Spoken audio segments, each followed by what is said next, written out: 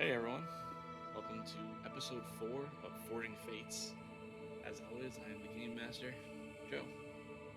First and foremost, we do want to thank the Patreon supporter again for the third month in a row, the Silver King. Really appreciate your support and all the things you're doing for us over there with the polls and the community suggestions. And a reminder, we are teamed up with a nonprofit, Phoenix.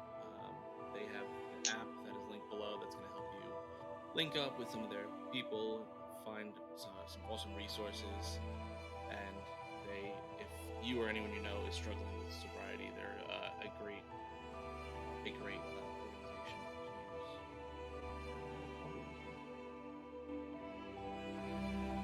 Hopefully that helps.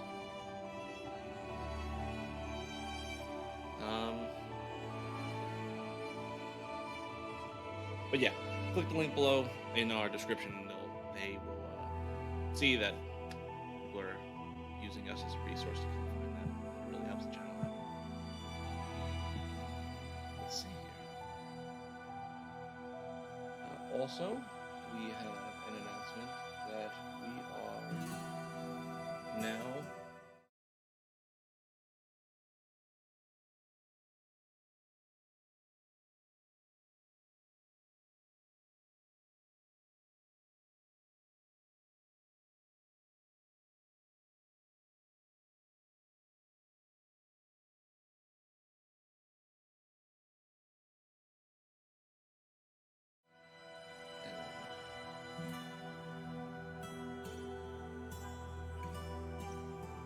music is a little loud. Okay, let me see about lowering.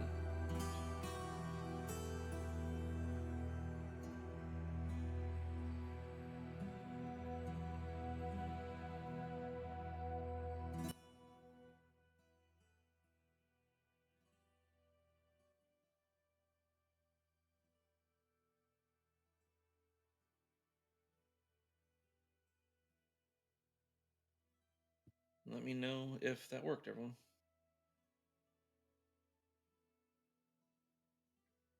Okay. Did anyone have any announcements or anything they wanted to talk about before we get started? Okay. So, diving in, picking up where we last left off, you all continued your investigation as far as finding information on the League of Miracles and the likes. You spoke to a few people from your past, visiting Felix's teacher, trying to gain some information on Clover and where she might come from.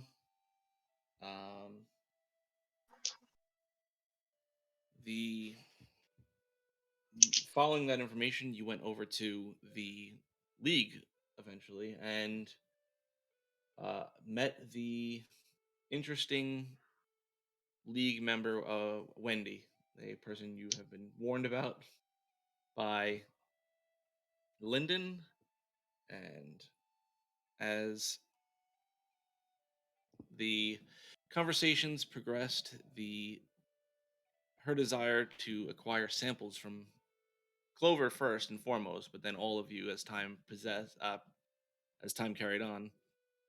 Eventually, she gathered samples from 3 of you, and you set an appointment to meet with the Spellwright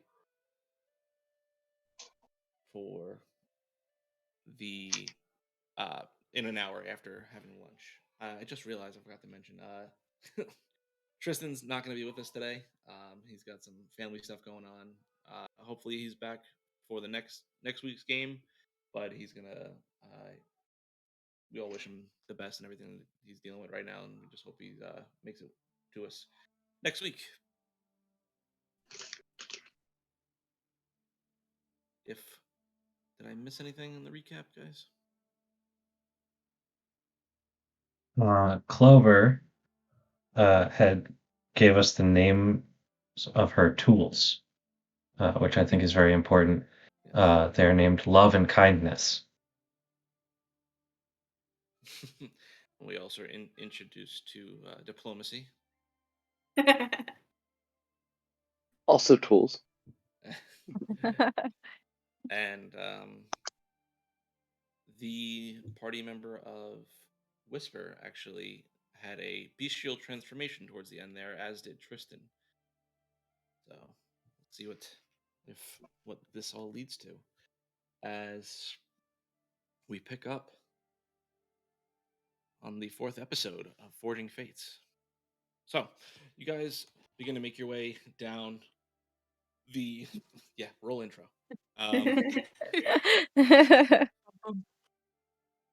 As you make your way down the street, Lyndon leading the way. It doesn't take long before you're standing in front of an inn. The visage of a jackal, like mid leap in front of it. It's moderate sized, but he stops. This is the place. And begins to make his way inside. Do we recognize this place, those of us who have been here in the town? Just roll an intelligence check. Intelligence check. All right. Not my strongest suit. That is a 16. This is a place called the Jumping Jackal. It tends to be frequented by the people in the Scholar Ward. So you've heard of it, maybe been here once or twice with some classmates picking up a late night dinner, but nothing too remarkable about it. Okay.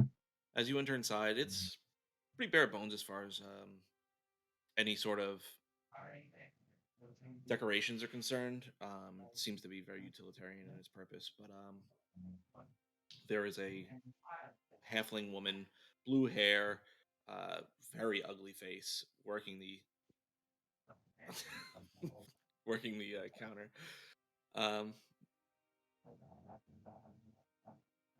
But as you enter in, she gives you a polite wave hi. You could just take a seat anywhere. Looking around, there's about 3 tables open. You see a few academy students there. Getting lunches together, and guards, various people you'd expect to see in the Scholar Ward. No one of particular note, but you all grab a table, and what would you like to do? So, Lyndon, you come here often?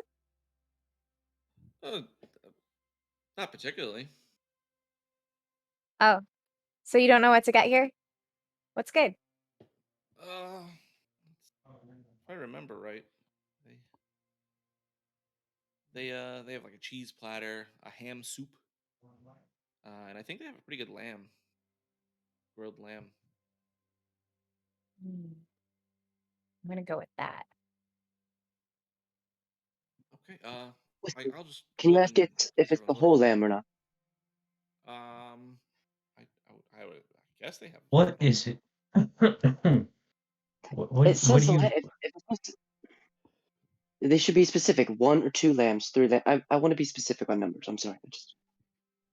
Oh, it's a numbers thing. No, it's a whole thing or a half thing. I would assume it's a fraction of a lamb.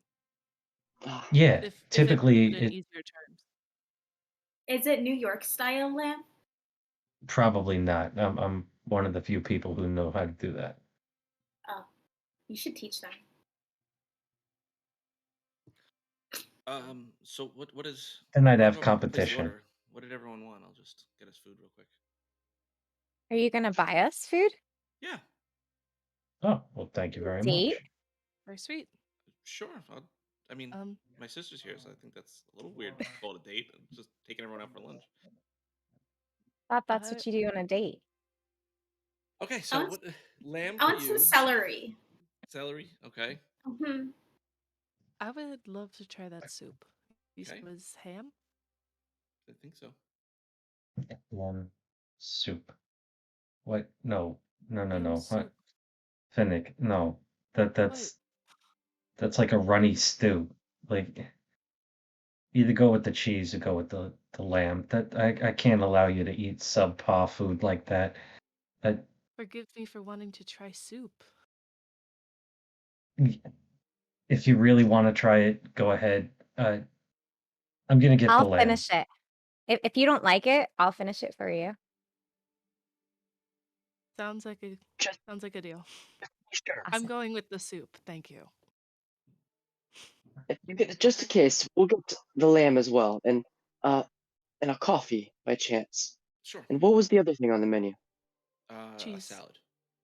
And cheese. Oh, and a salad as well, and cheese too, just in case somebody wants cheese. Oh, so you just want me to pay for everything for you? This is to be just like a quick lunch, guys, because we do have to get back. Yeah. Oh, I thought this was Yeah. normal lunch. I'm sorry. Just the soup then too. Coffee. Okay. So Lennon stands up and makes his way over to the countertop and starts placing the order. Tristan stands up. He's like, I just got to get out of here, guys. I need to clear my head a little bit. Take all the time you need. All right. I'll meet you guys somewhere. I'll find you. Mm. Okay. Makes his way out of. Bye. Tristan, he does this from time to time when his anger gets the better of him. He knows it's not as welcome here in the city as it was back where we grew up. So, it's a good thing. It's to keep everybody safe. Yeah, like he got a little bit overwhelmed back there. So I think we all did, to be fair. yeah. Yeah. He was Speaking horrible. of. What? She was horrible. What do you mean? She was Wendy, poking what? everybody. Yeah, Wendy. Yeah, Oh, weirdo Wendy. I thought you said he. I No, thought you meant she. Tristan. Oh no, Tristan's great. We should have broke more windows. But I have to say I'm a little bit nervous to go back. I'm not. I'm a I'm fighter. glad I have you. I'm just I'm glad we Whisper, actually have a what time to talk about that. Are you not scared about her having our blood by chance? Is that She something get. to be scared of? In an organization filled with people who do experiments on creatures of all types, I'm with Felix on this one. It's worrisome. It's at this time Lennon makes his way back over. Takes a seat down. So, what's the plan here, guys? Are you just gonna? You guys gonna keep this? You need to stay very busy. What do I need to do? You need to stay very busy with it because somebody may be trying to get a date with you. I have no What? idea why. It's What did you do? definitely not Wendy. What did you do? I know you. You know, What did you do? I might have just offered a date for some information. She didn't give us the information though, so you're not obligated to the date. Don't worry. It's not like back in the day where it's not. Don't I worry. said one thing. I said don't bring up my name. She Your poked name. all of us. She didn't poke me. I jumped back. All right. No, she Felix and Whisper and Tristan though. Oh, that's. I mean, I don't know what that. I don't know what that means. Yeah, and she got you a bunch of times, and I think that means that she like tracks you or something. That's creepy. Yeah. Okay. Well, I mean. But Her weakness, the thing that seems to stump her is scheduling. So just always be busy. Okay. Always be busy. Yes, that's what I've seen. You can hang out with us. We stay busy. I mean, I have work as well. Like that should. That's busy I mean, too. I don't think you should go close to this person. She's a little out there. Well, I'm worried about your safety. If she tried to get a sample from you, I kind of feel like I should go. I don't want her to possibly hurt you. I mean, I think Mom would rather have one dead kid than two. I think Mom would rather have. How about none? Yeah, well, Yes. you guys know. You guys know what I mean.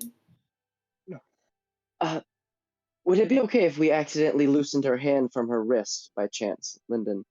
I mean, I know she's pretty strong. Like, I don't think that's going to be an easy feat, even for like someone trained. Well, actually, that's something I wanted to talk about. Capabilities. Clearly, Felix, you are a magic user of some kind or another. Finnik and Whisper as well. But what exactly are your specialities? Are you asking all of us or Yeah, one of us? I feel like if we're going to engage in some shenanigans, it may be beneficial to know the skill sets of those around us. For example, I am a martial artist as well as a librarian. I fight with a stick and my body. That's about it. I would kind But of it sounds a lot. figure that if you're a martial artist. My point is that I have no magical prowess whatsoever. What do you all sell in? Archery for 4 years. No. Mhm. I took archery for 4 years. I can shoot people from a very trees and bottles from a very far distance. Yeah. Whisper, I saw you got a little angry, and you seemed to change a bit as well. What was that? I'm just really tough. Very strong. I can fight anything. And I'm not afraid of anything. Some. Okay. Does that explain the kind of, I don't want to say transformation we saw, but I thought don't she was really just know. hungry.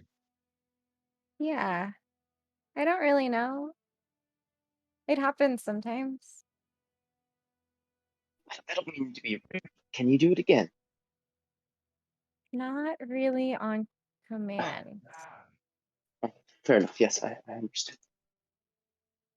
At times I'm the same way. Like I said, I'm not really sure what I can do. At times, I count, and then things happen. It's like an image in reverse. That makes sense. I'm still learning myself. yeah. I mean, you guys aren't going in there to like fight them, right? Because that seems Yes. like No. seems like a bad call. No, Lyndon, of We- course Lyndon, not. No. I can't lie to you. Yes, we are. I believe that we are. It's a No. possibility. We're going in what there I to would talk to a person who Weirdo Wendy wouldn't let us talk to before, so we had to make an appointment. Oh, okay. Felix, we need to talk about how trustworthy everybody around you is and whether or not you should just blatantly share information, even with those you trust, based on who might possibly be listening in the room around you. Kind of looks around. I was naked around it. Oh, yes, around. Oh. Is there Uh, anyone around us listening? roll a perception check. That was good. That was a 24. Everyone, it's kind of like the lunch rush, so there's a lot of hustle and bustle. You do notice like the occasional glance over in your direction, but it just seems more as like this interesting group and maybe your own physical appearance that is kind of drawing the attention, not necessarily like the conversation that you're discussing. Clover immediately starts to feel a little bit insecure and starts pulling her bandana a little bit more down over her ears and looking down. As you do that, you notice Lyndon starts to like seeing you get uncomfortable, noticing people staring at you. Lyndon starts to just fuck every single person he sees looking at you. So hey, they hey. awkwardly like Lyndon, bring it in. I appreciate what you're doing, but we are on a time crunch. Are you going to come with us? I absolutely can. I think, based off what you said, I kind of want to be there just in case. All right, so you're going to deal with Wendy. And Finnick, Yeah. what were your capabilities? Uh, I I don't really have a specialty, I guess. Just magic. More than I got. I mean, you saw some of what I could do down in the sewers, but So Was it you who if made it the fire? yeah, Oh, that's yeah, cool. that was me. She can make fire. if it comes to it, I'm more of a frontline sort of individual. Whisper, with that club of yours, I assume you are too. Mhm. I suppose the rest of you would stay behind us. I mean, I have um a crossbow, just a small one though, but it would work if we need it. I mean, again, guys, like, let's try and not fight them in their But place. It's Like, it's that's not not gonna it's go not the poorly. plan. It's not the plan to fight. It is the an in case we backup have to. plan. We are new to each other's company, and I would like to understand the people around me in order to plan for any eventuality. Okay. Since we're on the understanding part, I guess, if at times I might just so happen to see random numbers around people, do you mind if I rearrange those around you all? At I have times? no idea what that means. Fantastic. Okay, I'm just gonna do it anyways. Don't worry about it. Mhm. If Okay. you do this and I don't like it, we'll have words. Fair enough. I'm not going to lie. Sometimes it's not always. We'll talk about it later, I guess, if it ever comes Okay, up. so when we go in for the appointment, I know we're talking about the bracelet or like the brace sort of. Mhm. I guess what are we going to ask about? We need to know what we're Yeah, so like, why was this on a spider that was killing like dozens of innocent people in town? Where did it come from? What does it do? Why are you testing on these animals? How How did did it they get out? escape? that Yes. was easier said than I thought it would be. And, and really, what do they plan on doing to clean up the mess? Since we found this, they should be doing something to fix the issue. So I guess Are- morality wise, we'll find out exactly where they stand. yeah, like, are they gonna get that little girl another cat? These are the things that keep me up at night. Yes. Lynn, do you happen to have a number of people who have been injured or dead by chance of these mishaps and these monsters? Um, a list. I think we have a list of all the people from the night last night when you had. Oh, just a general number, something I can throw at somebody all professional like if I have to. Um, There was 6 that we found. yeah, I think It was that's. Reban, Fiara, the tiefling woman, the gnome, and the 2 halflings. And the So And the little cat. at who least was down 6 there. lives. We never found the cat, 7 lives. Clover. If, ah, 7 lives. I did What's the this night before. 9 lives? Is that Oh, how many Um, lives? we. Do you talking about just specifically from the spider you guys killed, or are you talking about like from all the monster attacks that have been happening?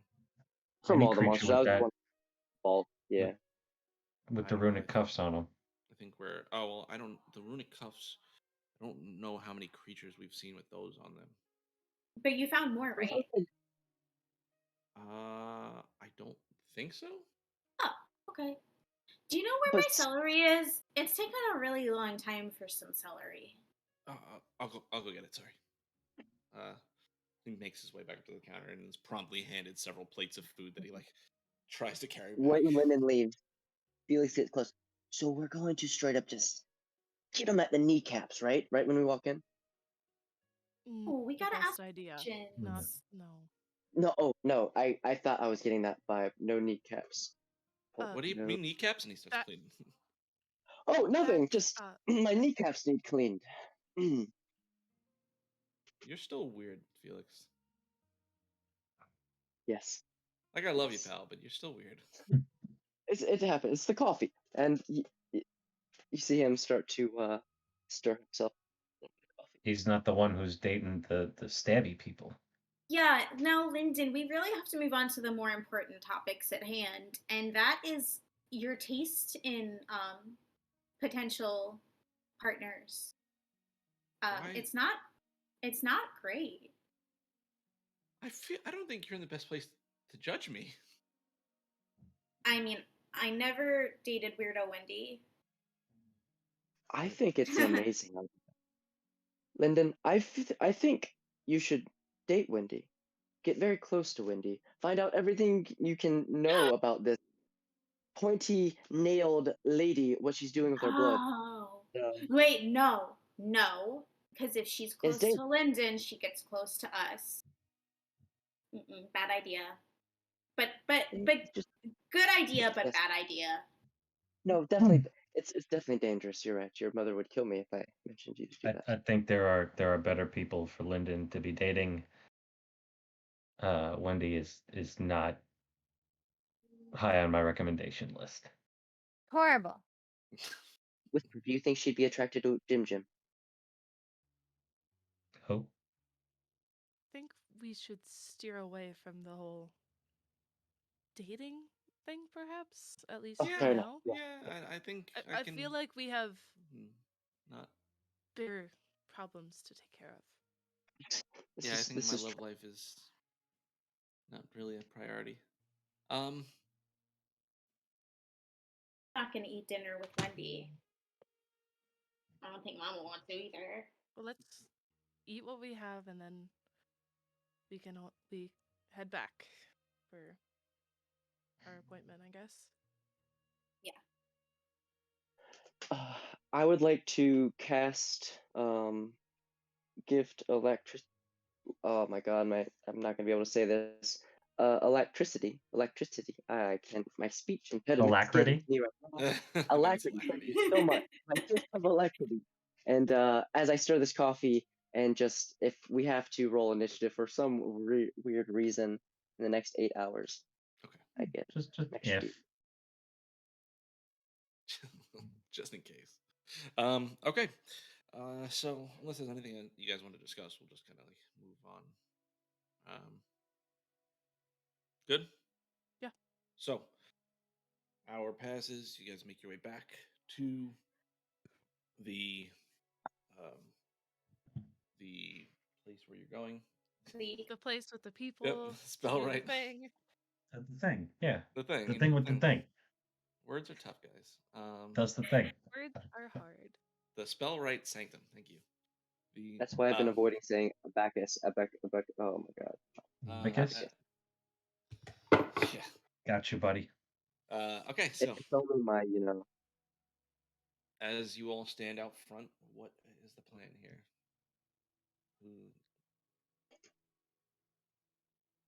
I guess we go to this meeting.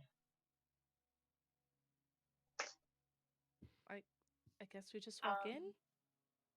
Okay. Start to kick the door in. Oh! No, kidding.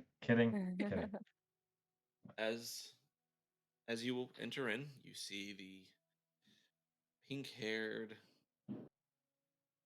spellcaster still there behind the counter. The Interesting. window you had broken, Felix, is completely repaired at this point already. And as you all enter in, she looks, seeing Lyndon there, she instantly brightens up. Oh my God, Lyndon! It's good to see you again. I thought you were so busy.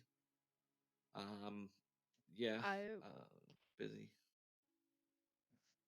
I would like to use my telepathic speech with Wendy, and just don't try anything. Does that allow them to talk back to you? I forget. Yes. In your mind, you just hear a slight silence for a moment, and then you hear, "What would I possibly try?" That's what I'm And she kind of trying to jumps prevent.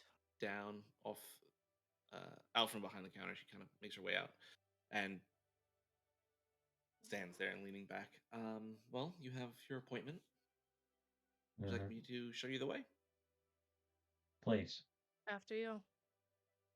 She turns, like pivoting on the balls of her feet, and lands down with a little bounce, and she begins to like walk, almost skip towards a hallway.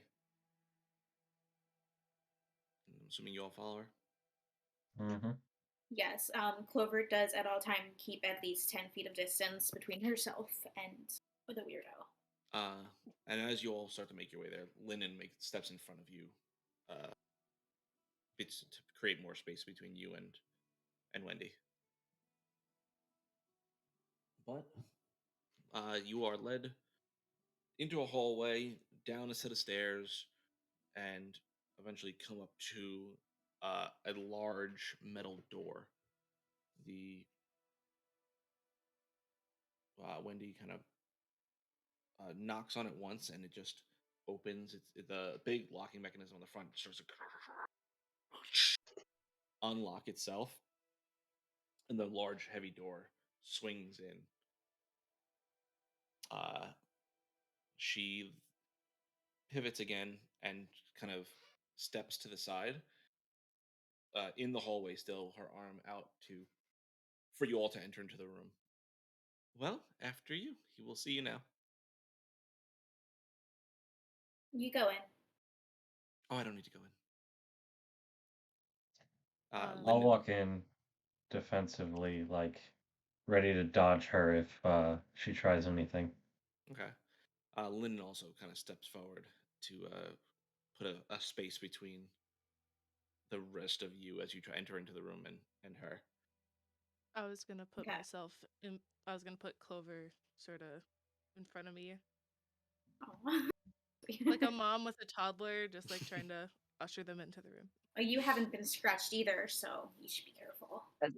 As everyone's awkwardly trying to get through the store, I'm just gonna walk in between everybody's legs, like, yeah, I'm just gonna get up through here. What are you guys doing? You're weird. Okay. As you all enter in, Wendy starts to like try to talk to Lyndon, and she like rubs her hand against his arm, and they begin to engage in a little bit of discussion. But you all enter into the room. Lyndon making his way a few moments afterwards, and the door begins to shut once more. Looking around, you enter into a large stone room, nicely carved stone, but still that utilitarianness of this room comes through pretty clearly. You see a large metal table centered in the room with several limbs of like they look like robotic appendages, like armor pieces, but they're too thin to be like actual armor for someone. Um, you see against the wall one much larger than the rest that you see there. Suit. It looks like a suit of armor, but it's far larger than what would be considered like a normal suit of armor, and the inside is like a space for it's like kind of opened up, and there's a space for someone to sit inside there, and you see like controls almost inside. You see that like hung up on a rack against the one of the walls. Across the rest of the wall you see much about human sized robotic and metallic automatons as well, just kind of hanging there in various states of completion.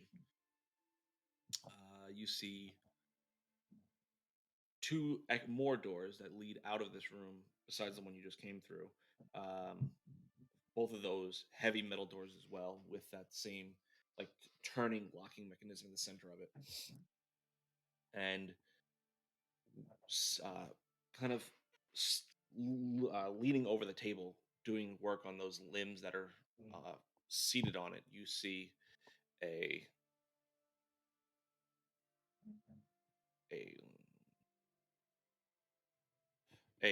gnome male, short, wavy red hair. He's got like these goggles kind of pulled down over his eyes that as he works.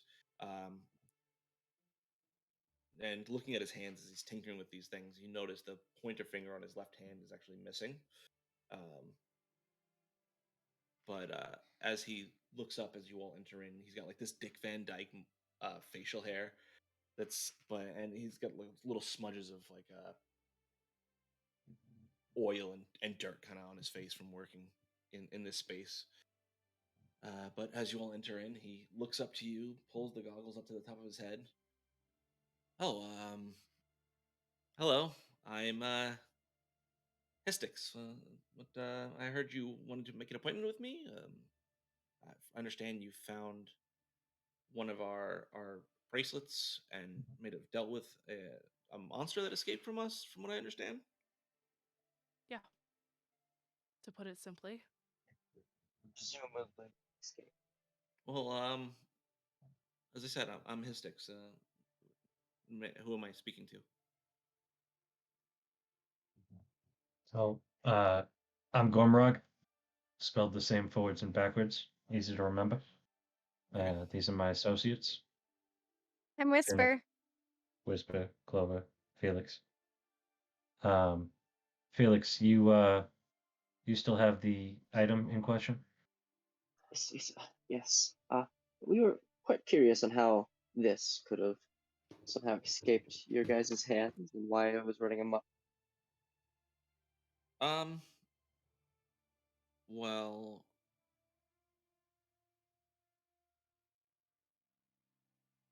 with all due respect,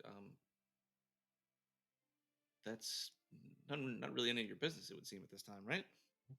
Maybe the same Oh. people that have been dead already. It was none of their business, but they are dead, and we had to deal with that.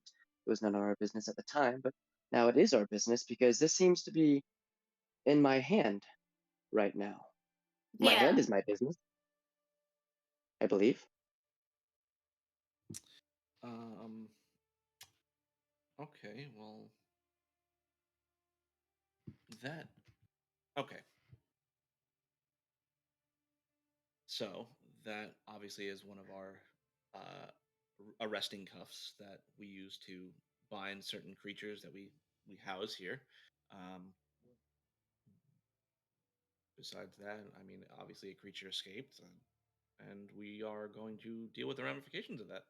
So, like, what was the deal with the creature? In regards to what? Like, why did you have it? Why was it special? How did it escape? Like, all of the things. Well, it escaped because it escaped.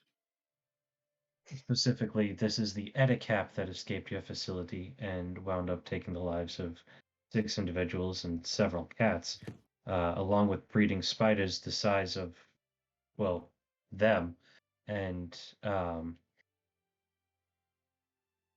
took an entire alley into its web. My associates and I wound up cleaning up after you by taking care of it. Well, that's convenient. But I would recommend looking into the tunnels beneath your buildings, because we probably could have come in through the basement. We chose to come in through the front door. Now, if that's not a show of good faith, I don't know what is. Well, that's fair. Go ahead and roll a persuasion check for me, Gorman. Yeah, I'd love to. That would be a 17 on the die. Hold up while I pull up D&D Beyond, which is an excellent source of stuff for things. My persuasion is a +2 for a total of 19. Okay. So, first off, Felix, I need you to make a strength check. Felix. Ha ha ha. With a negative, that is a 11. You feel the cuff in your hand just being ripped out, and he catches it in his own. Hey. This, as I said, is our property. If the hole that was made by that creature has already been patched, fortunately enough, so Why did you have him?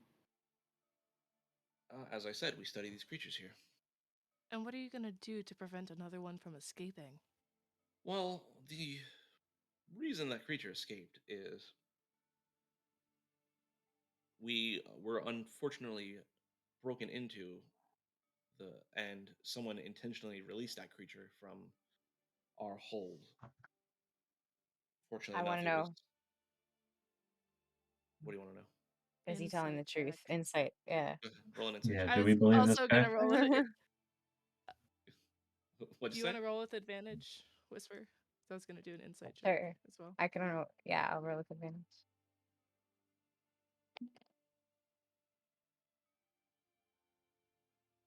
Oh my goodness. Oh, 6 no. and 7 total. It seems like he's telling the truth. He's a little annoyed at like the way you've all approached him, but he doesn't particularly seem to be hiding anything from you. You get the sense he doesn't really feel like you're all a threat to him at this point. We just don't want any more damage to have to clean up after. Well, We almost lost one of our own. oh, that's unfortunate. So you seem to have gotten yourselves involved in this whole issue. What if, to put your minds at ease, I hire you to investigate this break-in for us? And you can investigate. You'll have, access to our facilities. I'll let you, investigate this as you will, and you can come back to me with that information, and we'll handle it accordingly. And what's in it for us? How does 100 gold sound? Sounds like nothing. Sounds like pocket change. Roll a persuasion check.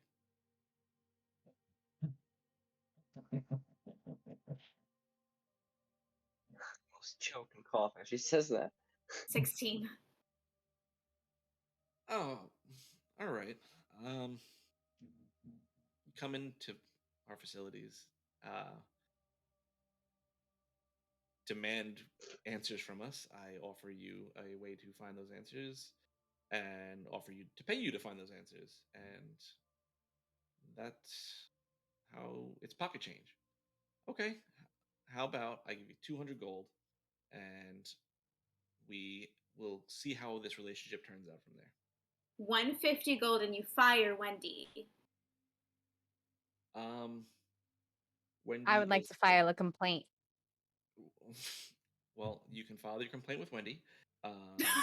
Is she the I, boss? th- I think the $200, the gold. I think the 200 gold is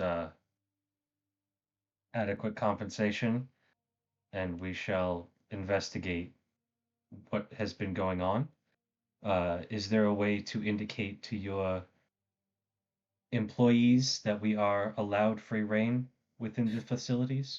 You will be accompanied the entire time you're in our facility, obviously. So Like by him? make sure you're. Well, if you're uncomfortable with Wendy, I can find someone else to escort you. Only if they Yes, don't have thanks. those weird fingernails. Oh, that's one of Wendy's specialties. Why does she scratch us? She helps her with her arcane focuses. I will send my my assistant, Miss Luna Dream, to accompany you. But any other questions? I could have What's your someone deal? What's my deal? Yeah, like, why are you so important? What do you do? I repaired this city almost entirely single-handedly. I am a accomplished practitioner of the arcane arts, and I want to make sure everyone is safe in the city. You don't A seem poor very job of concerned it. With what? with the fact that you got broken into and your thing killed people. Well, unfortunately, there are going to be instances on the path to safety where things happen. Us being broken into is certainly not a expectation. Obviously, our facilities tend to be pretty secure, so whoever did it, we are, needless to say, impressed with their skill. Care about it too much because you didn't hire anyone until we came to question you about it. Well, we had the law enforcement that was going to be investigating, and we figured that was enough for the time being. Mr. Selgum, to that point, anybody in particular you think might be worth looking into in terms of who might have broken into your facilities? Well, we have an arrangement with the clasp. They're the ones that secure the animals for us for our studies. So they would be the ones who know specifically where this room is, and he kind of points to one of the doors. But for them to do something like this and potentially jeopardize our arrangement would be odd, to say the least. Aren't class like criminals? Well, they engage in criminal behavior, yes, but they also have helped much of modern civilization post. I mean, I'm sure you're aware of their involvement in Iman, helping remove refugees from the city during the Thordak occupation. Oh, I'm not aware of that at all, actually. Well, there you go.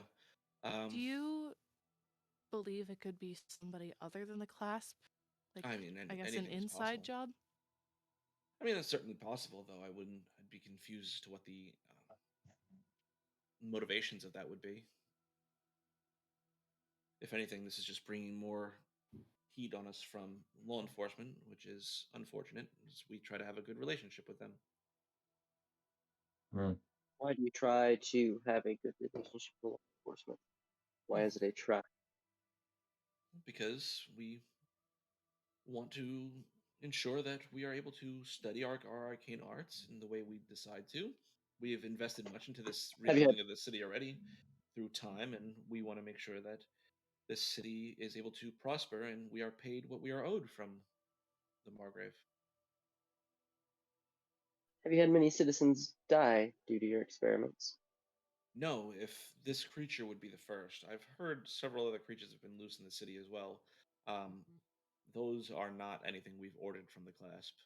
Not that not that we always place specific creature orders, but from our understanding, they have told us that that is not them who has had creatures escape. Whether that's they're escaping from them or just randomly coming to the city, I don't know.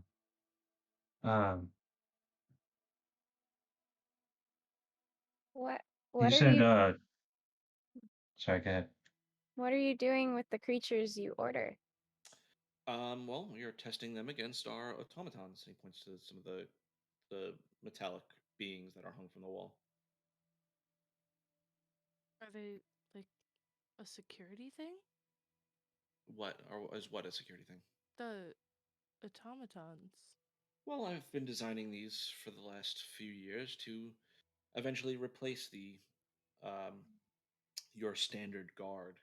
We've been looking to make something cheap and effective to replace the guards because, as you all are well aware, there is every living creature is subject to their own biases and laziness and corruption. So I was looking to help alleviate that and make Westrunn the utopia that it can be. Did you know about this, Lyndon? I mean, Lyndon's not in the room with I'm- us. He is. He came in behind. He's Oh, he did? standing in the back. I wasn't aware of that. I mean, If you don't mind me asking, would making an automaton really alleviate biasness? Would the biasness not just come down to the person who is digitally encoding him then? well, I mean, that's obviously a concern, but we can adjust programming as time goes on if there is any sort of concerns. We want to make sure that the law is being followed properly. So that is why they will be unbiased and just address everything the same way.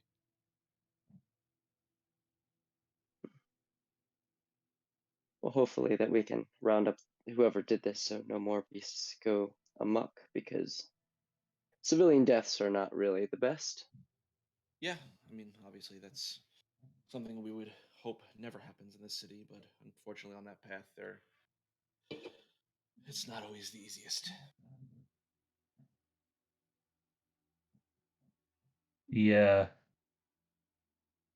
The things, the metal creatures around the room here. Is this all of them? All the ones I've developed so far? Yeah. Is that the question? Is that a yes? Yes, I apologize, Mr. Gormrock. I misunderstood your question. My question is, are there more around the facility, or is this room the only room with these things in it? No, I'm very much still in the prototype phase. Mm. That one over there looks like somebody fits inside of it. That one on the table does not. What's the deal? That's my personal suit that I like to wear, and I've improved on it throughout the years, and it serves as the base design that I'm trying to make less expensive and still just as viable constructs.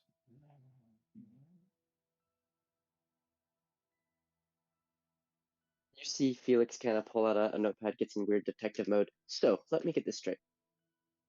You capture innocent monsters. You battle these innocent monsters with gadgets, and then they get loose upon the city. The only one has gotten loose from our facilities.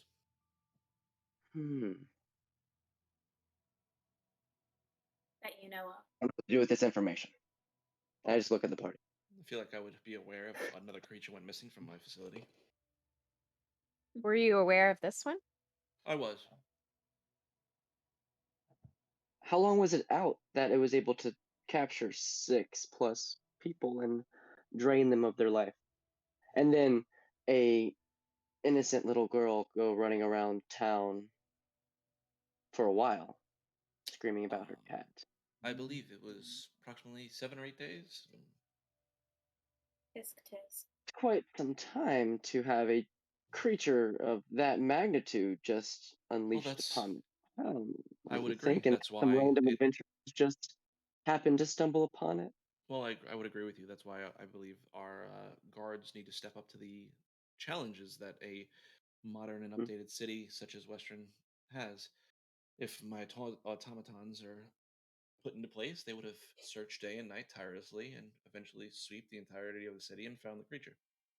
Well, it's lucky for you we came along, and we're gonna figure this out. Well, I'm happy we can move forward in this relationship, and if all goes well, maybe we can expound upon it. Yes, don't leave town. Okay. Am And I supposed to want say one of that? those bracelets. You want one of those bracelets? Yeah. I mean, that is a proprietary technology that we have here. Would need a reason to have to give you a set. In case another creature gets loose, we should probably have something to help protect ourselves and recapture it for you. Exactly. And in case your weird receptionist tries to scratch me. I would ask that you not bind one of our staff members here. She's able to remove them. I don't think it'll do too much for you. Go ahead and one of you roll a persuasion check for getting the cuffs. Go ahead, Taz. You can roll an advantage.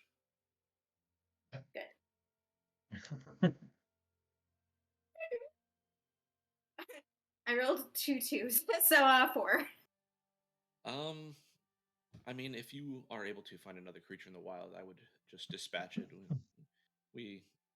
Any creatures that you would come across are, as I've said, not going to be from this facility. So, What kind of creatures do you order, other than that weird one? I like to order a variety of creatures just to be able to test our designs against. Currently, I believe I have a hook horror, it's called, in the room back there. And I've ordered a few other creatures that should be coming in relatively soon, hopefully. Oh, what? Hook horror. It's from the Underdark. It's hooked. Hook horror? It's an original name, I would say. Can you spell that? Hook, like hook. Horror, like scary. Horror. Oh. It sounded like you were saying hook horror. Yeah. It would be a much different creature. It would. Like Wendy. It'd still be pretty scary. Are these creatures I bad have creatures? 5 Kobe. I mean, what would denote bad? These are dangerous creatures, to be sure. Aren't we all kind of dangerous in ourselves? I would agree. So are we bad? Certainly. Well, personally, like to get started on this right away. Is there any like very important tips you have to give us? Well,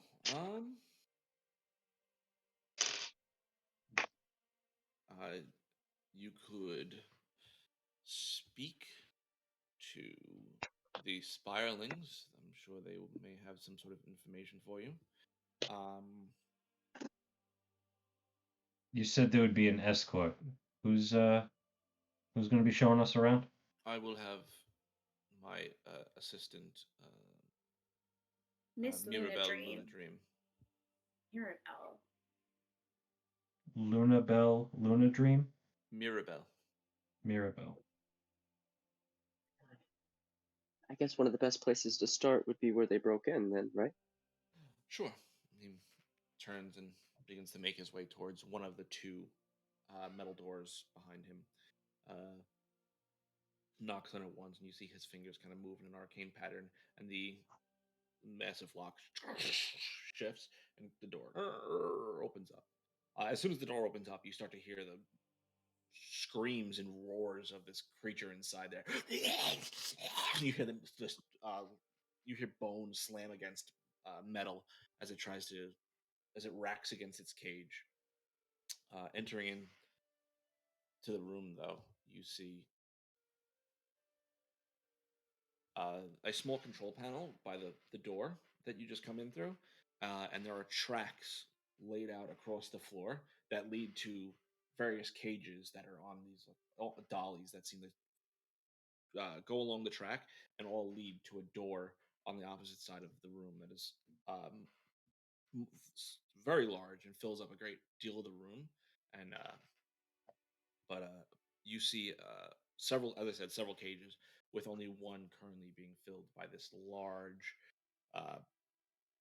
purple and black creatures, long hooked bones for hands, this mousy bird face, and it's just going wild inside of his cage. And you see, looking at it, you see several few-day-old wounds on it, scars and cuts and gashes and holes, kind of like pockmarked its body. Why is he so scratched up? We've used this creature to test some of our designs on. It hurts him? Well, we aren't trying to kill it all, after all.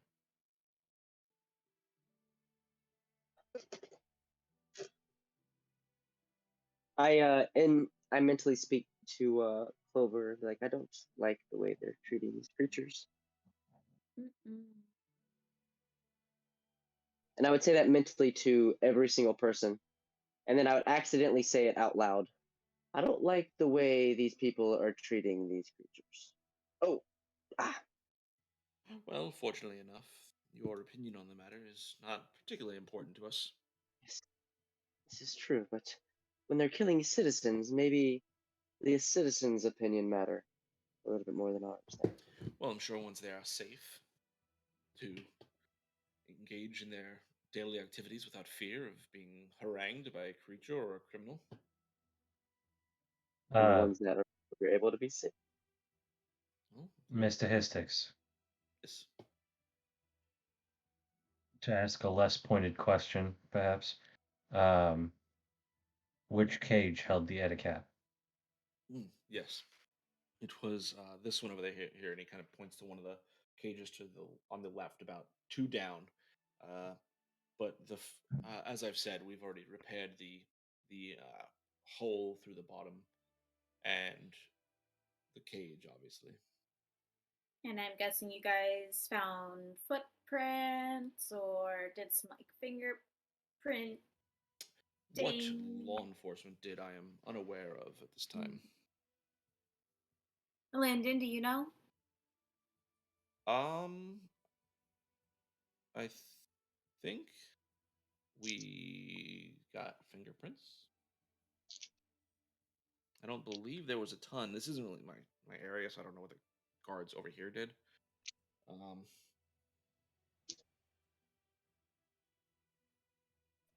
Either way, would you all care to investigate? Yes. Mm. Like to look around a little bit. Sure.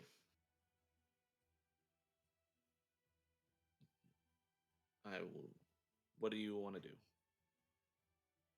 I'm going to look for any traces of like hairs or anything on the ground around the cage or inside of the cage.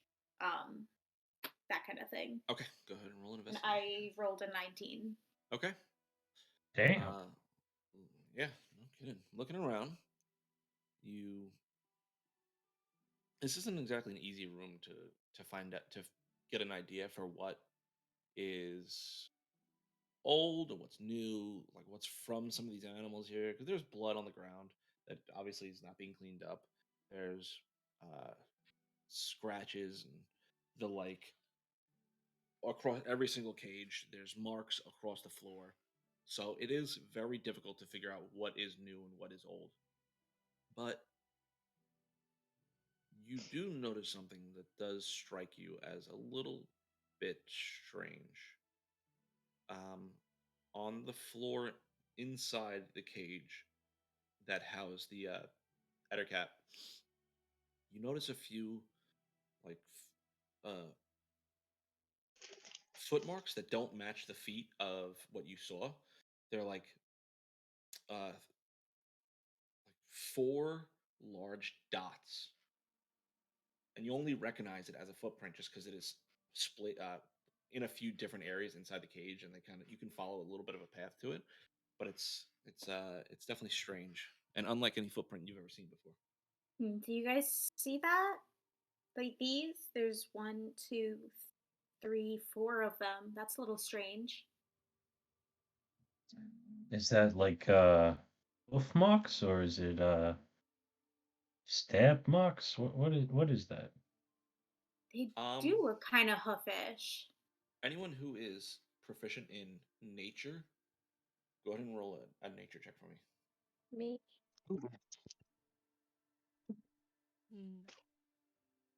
12. 24. Did we lose someone's camera?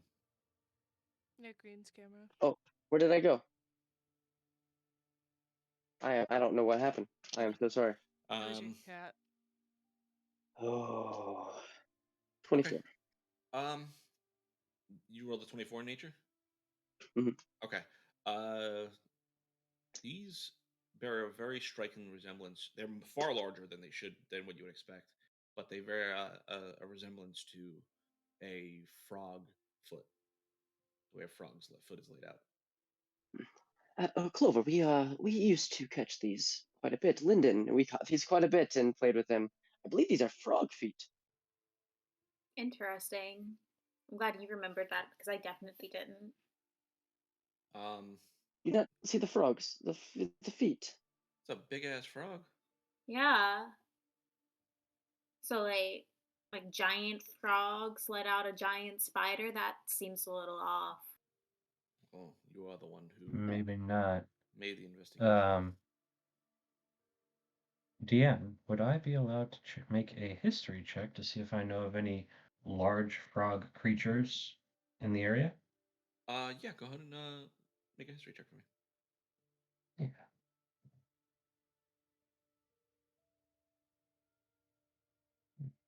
With proficiency in history, that means it's a dirty 20. Ooh, Dirty 20. Nice. So, you are but I mean, there are giant frogs that are in some of the swampier areas in this space, but even a giant frog's foot, it's laid out in a slightly different way. Like the toes are a little bit longer, and it's a more of a large jumping foot, whereas this is like a smaller. The toes aren't as long, so it doesn't exactly strike you as a giant frog's foot.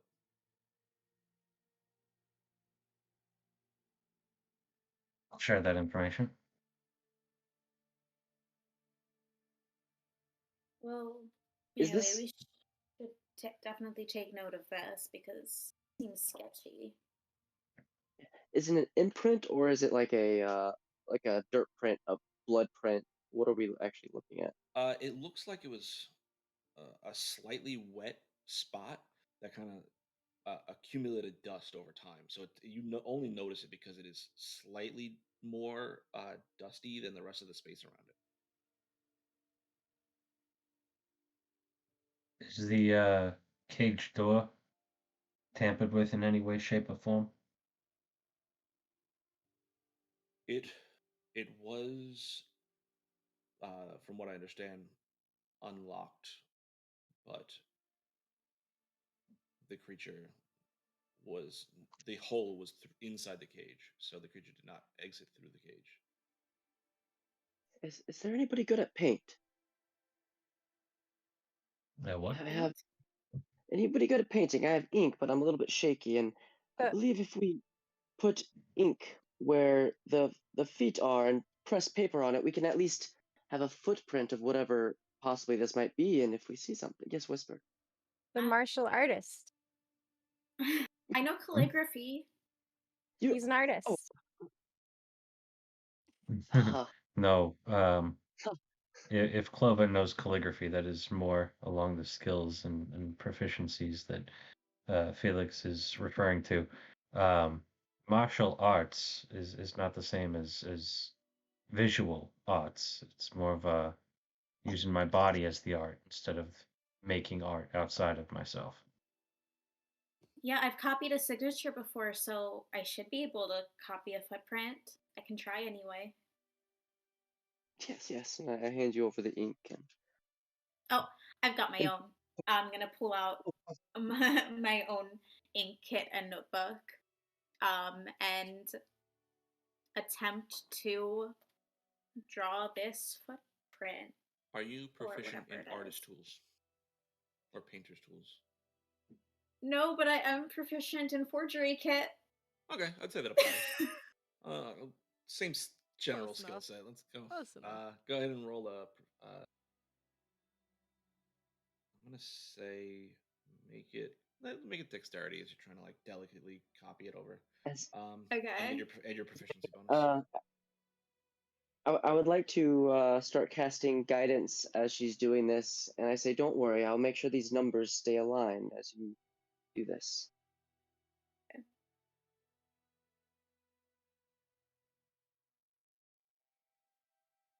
Guidance do. You get to roll a d4. And add it to it. Okay. That is now a 12. Okay. It's not particularly difficult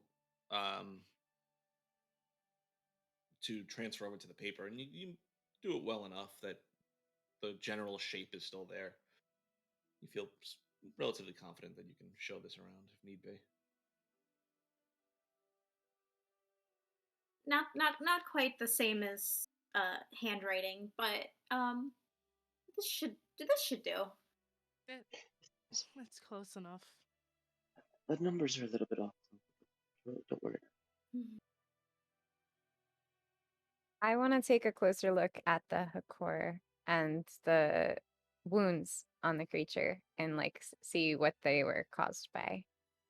Okay. Roll investigation check as you kind of go over and really start to examine it. Ooh, not 20. Okay. But then 19 technically. Okay. Looking at the creature, there are several gashes on it that you gather are from some sort of bladed object. There are several punctures on it that appear to be large enough that it's almost like a spike went through this creature's shoulder. There are several burn marks on its one of its arms that it looks like it kind of held it up to defend against. So it's got like this large burn across its right arm, and it's the vast majority of its body is covered in bruises. Which are, as you're looking at it now, like it's hard to see because this is not like a creature that has easy to see bruises on, but looking at it, you can see the discolorations across its skin.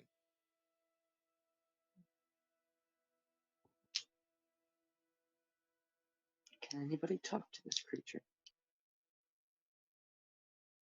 If it can even speak.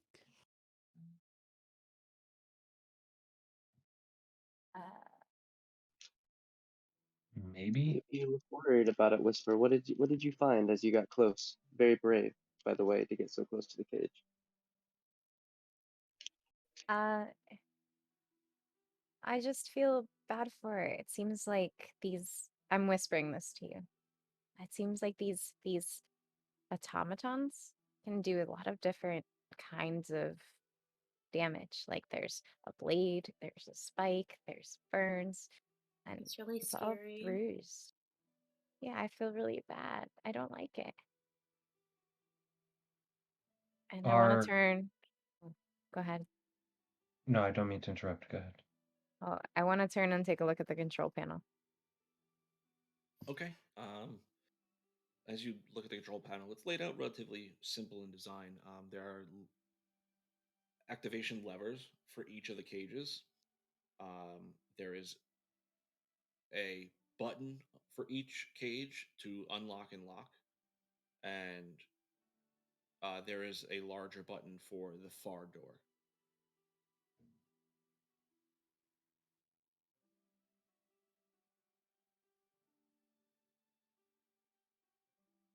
Resist the urge to press the button.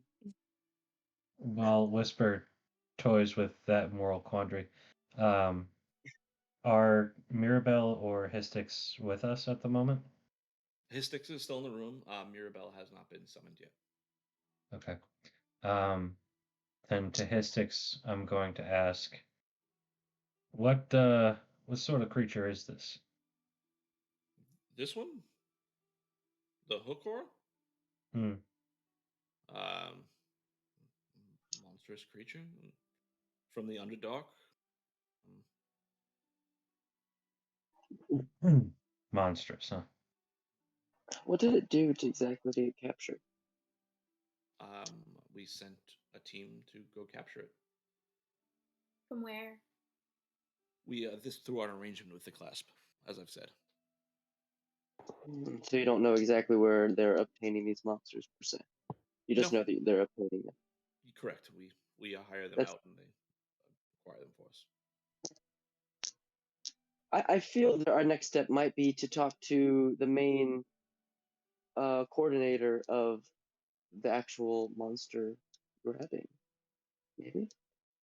If we can't find much from these cages.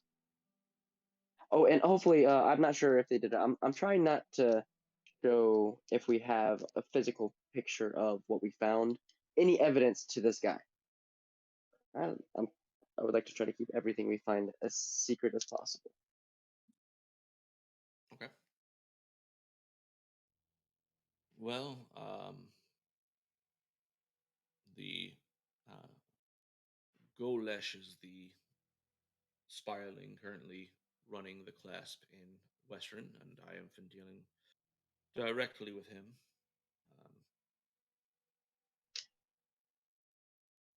So if you're looking to speak to someone, I can make sure that you are brought directly to Golesh. Or I can have him meet you somewhere if you prefer that. Sorry, did you say one of your spiralings is running the clasp?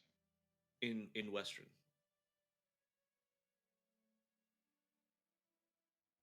Uh-huh. Yeah, we'd like to meet him. Very well. Would you like me to have him meet you at a location? I'm sure that would be his preferred method.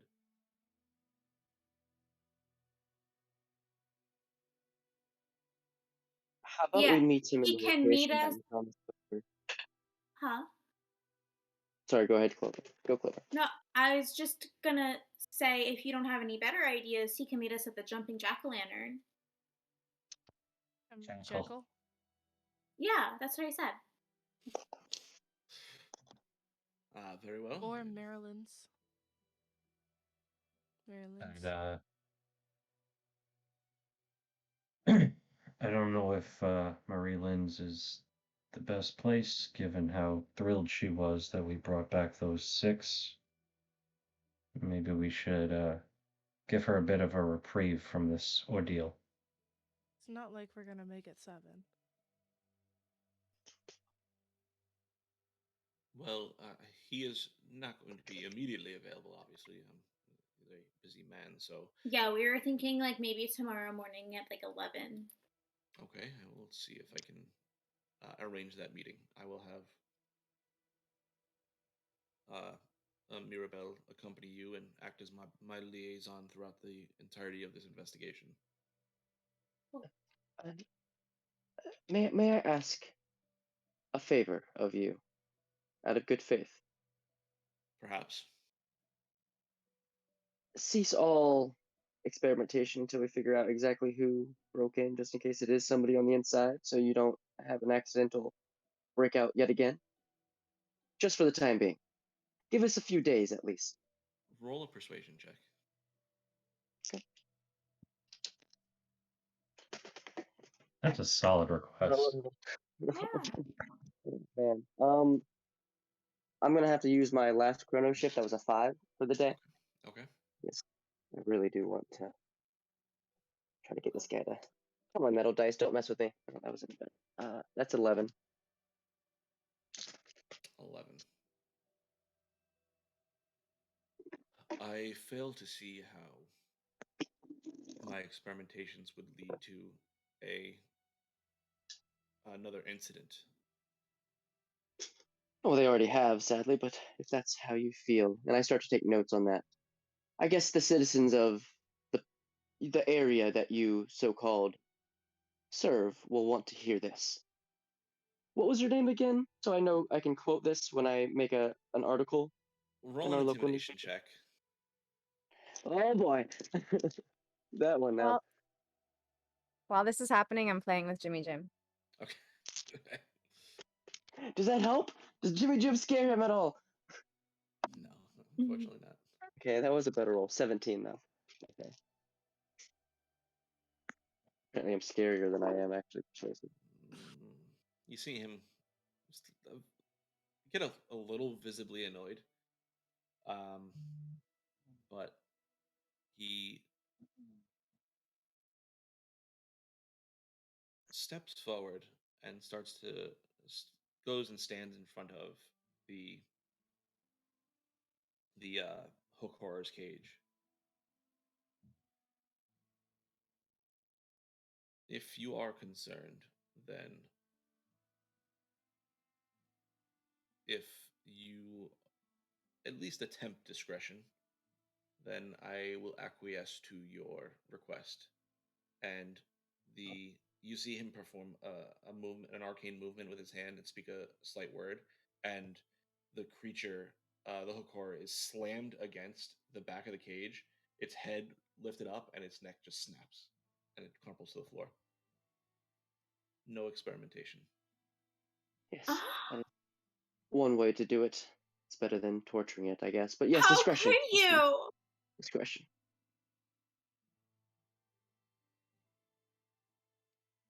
I'm really guess glad then- Tristan ain't here right now. Yes. So,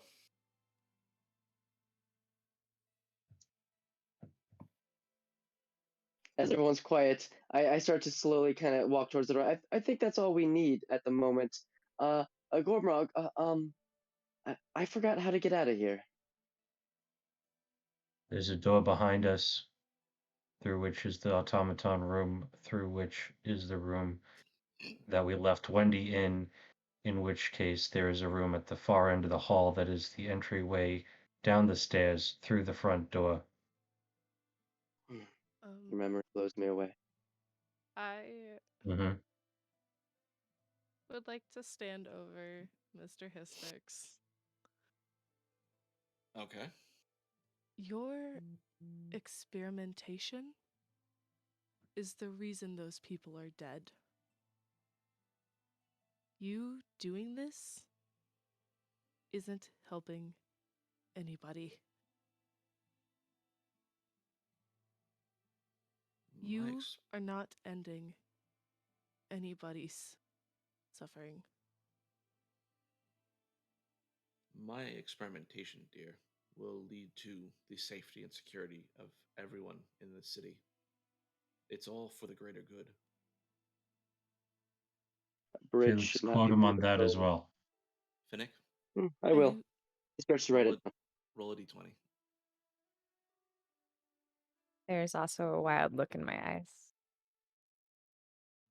Just a straight D20? Yep. That would be a 7. Okay. And for the record, Felix, and I'm not breaking eye contact with him. I'm still looking at the gnome. His name is the Spellwright Hystix Salgan. Yes, yes. And, Finnick, sorry. make your intimidation check at disadvantage, as hearing those words, you feel your chest tighten, you feel your vision narrow, and your heartbeat increase.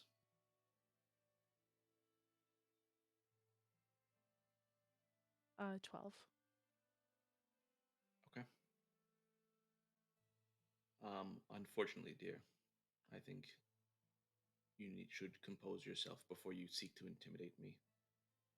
What I do is for, as I've said, the greater good, and And no that is greater good should involve the suffering of others.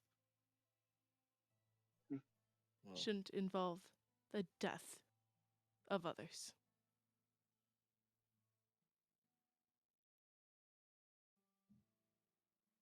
well. If your investigation of this room is done, then perhaps we can move forward for this evening. Yeah, where's Miss Luna Dream? I want to check out that big room. The room through? He walks over. No, the room with the bars. Yes, the room through. He walks over to the control panel and presses the button, and the door begins to make its way up into the space above, leaving opening up into a very large space there. And looking at this room, there are scorch marks everywhere. There's blood covering the every inch of the room. There's large gashes of the rock just cut into all the surfaces. There's holes where it seems something exploded.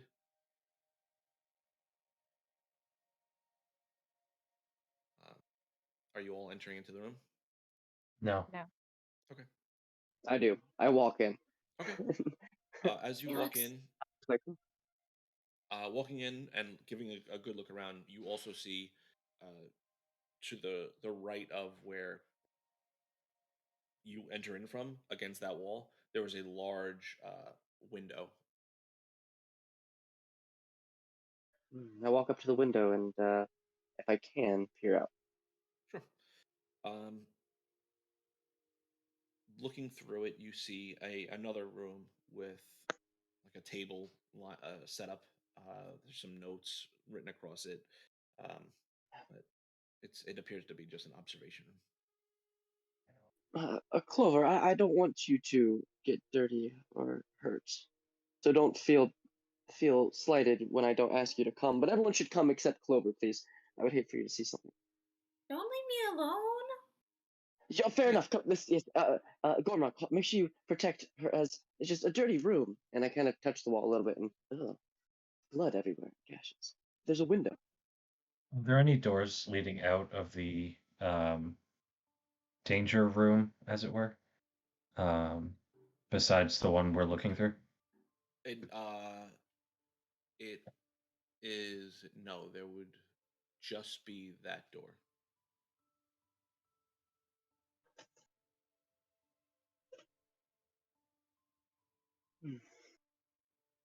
Whisper doesn't And follow.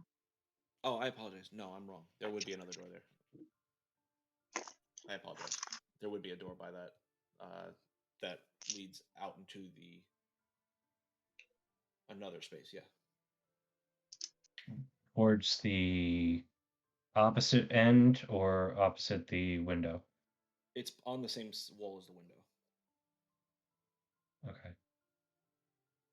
Does it look like it would go to the observation room or somewhere else? It appears to be in a space between where the observation is, and like as you're trying to like get this whole space wrapped around your head, it's there's the danger room, the loading room, there's the observation room, and then there's like this door there in the center, kind of centered in that space that would you gather would be where they might load the automatons into. Okay. When you're experimenting, do you let the creatures free unchained by chance, or are they restrained? They are allowed to defend themselves to their full capabilities. Just out of curiosity, how often do they win? Quite often, as we are still in prototyping space. And since these automatons are planned to guard, why are you testing them on creatures? Well, to ensure that they are the materials we use. It's a cost-benefit analysis. We want to make sure they are able to stand up to a certain amount of damage and not cost us a tremendous amount of capital. So you don't test on humans at all, or humanoids? No, not for this phase. This phase. Yeah, we're not going to have a combat phase for humans, but we want to ensure that their interactions with all of the humanoid races are done in an appropriate manner. So there will obviously be a human testing phase.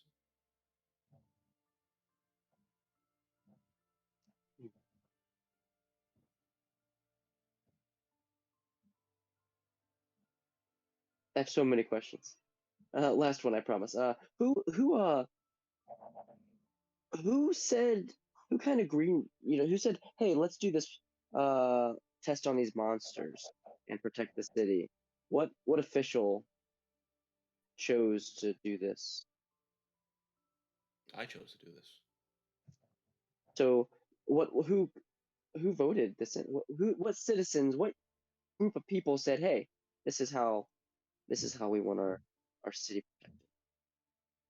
Well, for obviously investigation. Well, again, we are testing phase, so when we get to a point where we are able to present something to the public, then that is what we will do. So this hasn't been presented to the public at all yet. Correct. Hmm.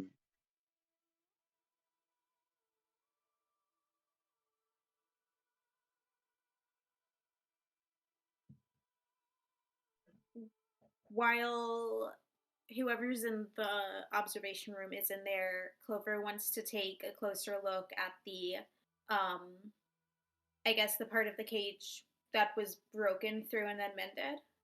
Okay. Is anyone else in the room? Is there like statistics or I know Clover is wondering if anyone went down into the breaking through point before they mended it. Okay. I'm gonna say roll one more investigation check to like really focus in on that area. Okay. Would like to assist. Okay. You can either roll at advantage or each of you roll individually. I rolled a 17. If you want, you can roll with advantage. That was my advantage roll. Oh, okay. Yeah. Okay.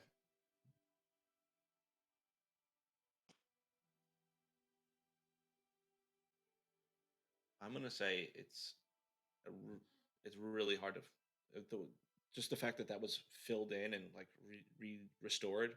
It's hard to see. I will say one of the footprints that you have noticed already, like it's the one that's closest to this thing, this the space where you kind of figured out where that's been repaired. It's one of the toes appears to be cut off by where the ledge of the hole would have been. So whether that means they jumped in or they just on that area, you're unaware. Hey, guy, killer person. Did you guys go down the hole before you fixed it? She's talking to you if you don't understand. I point to the scientist. I had one of my associates enter down and begin to fill the space so it wouldn't just be this top layer. But did they was there like a tunnel? Like what they find when they went down there? They found a space. I believe you said you had noticed the exit point in the sewers. Hmm.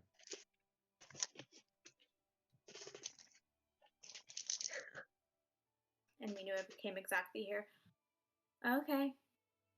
That's all I wanted to know. Can we please re-break this hole? I would like to. Right? I would like to go down there too. I need to travel to see exactly how long it took the spider. Yeah, it took 7 days. You said it just blows me away. It took 7 days for you all to find this creature that obviously made a trail. Well, as I've said, that is a job for the local authority, and If a pet runs away, I would say the job of the person who owns that pet is the one to actually find it, especially if that pet is chewing on it, the locals. But well, that's opinion, I guess. you wish to investigate the tunnels. You will have to give me some time to have the space excavated. Random question, completely unrelated. This Golesh fella you mentioned earlier. What sort of individual is he? He? Golesh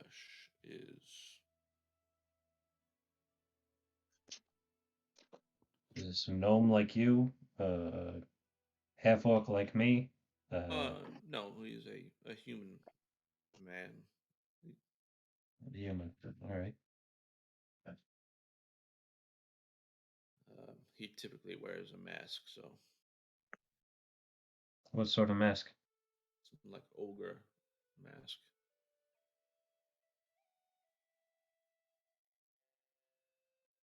That's cute. He gets the job done. Does he? So if I was near the control panel playing with Jimmy Jim when he killed the creature. Where is he in relation? Where is experimenter guy in relation to me right now? If I didn't move from that spot. He would be in the danger room with Felix and Gormrog. Okay.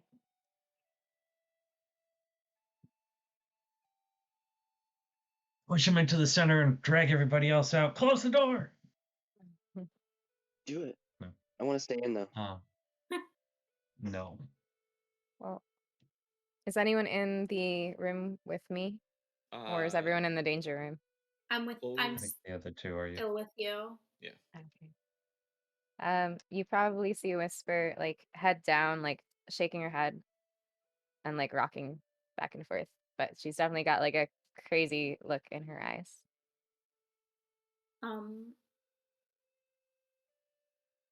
Whisper, are you okay?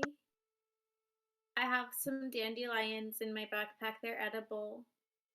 Do you want them? Not gonna respond. I am nervous. All right. Felix, Gormrog, I'm getting nervous.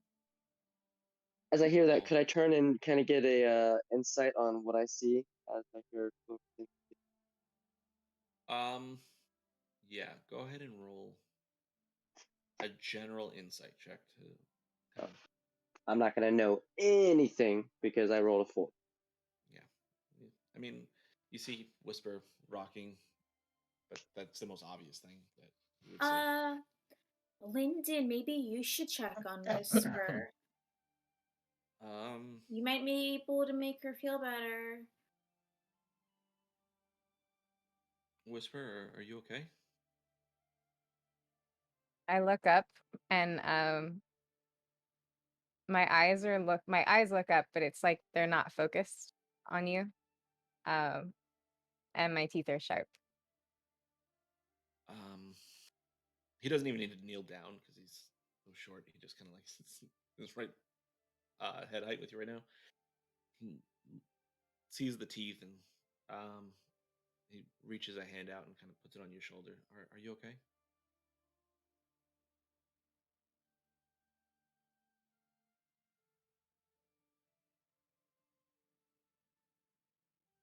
I shake my head. Maybe we should call it a night. Do you wanna get some air? You wanna get out of here? We need to gather ourselves. I want to make him pay. Yeah, me too. But he's gonna pay us after we find out the answer. Hey, Selgum. Yes. Above game, I'm trying to keep him occupied so that he does not know what's going on in the other room. Okay. We're gonna need a list of employees who have been working in these rooms. We're gonna need schematics of your Spellwright Sanctum. We're gonna need to know the layout of the area. That way we know where to look that makes sense. We're gonna need to know who to question. As much of that information as you can get for us, the better. We're going to need to speak to this Luna Dream so we know what she's about when she's leading us around places. Any other information you have would be invaluable, especially anything that's gone wrong. And at this point, I'm just going to start running off stupid questions and filler things just to keep him occupied. Okay. I'll spit in super obnoxious questions like, why is this window dirty? It's really sanitary for the monster. Okay. Okay.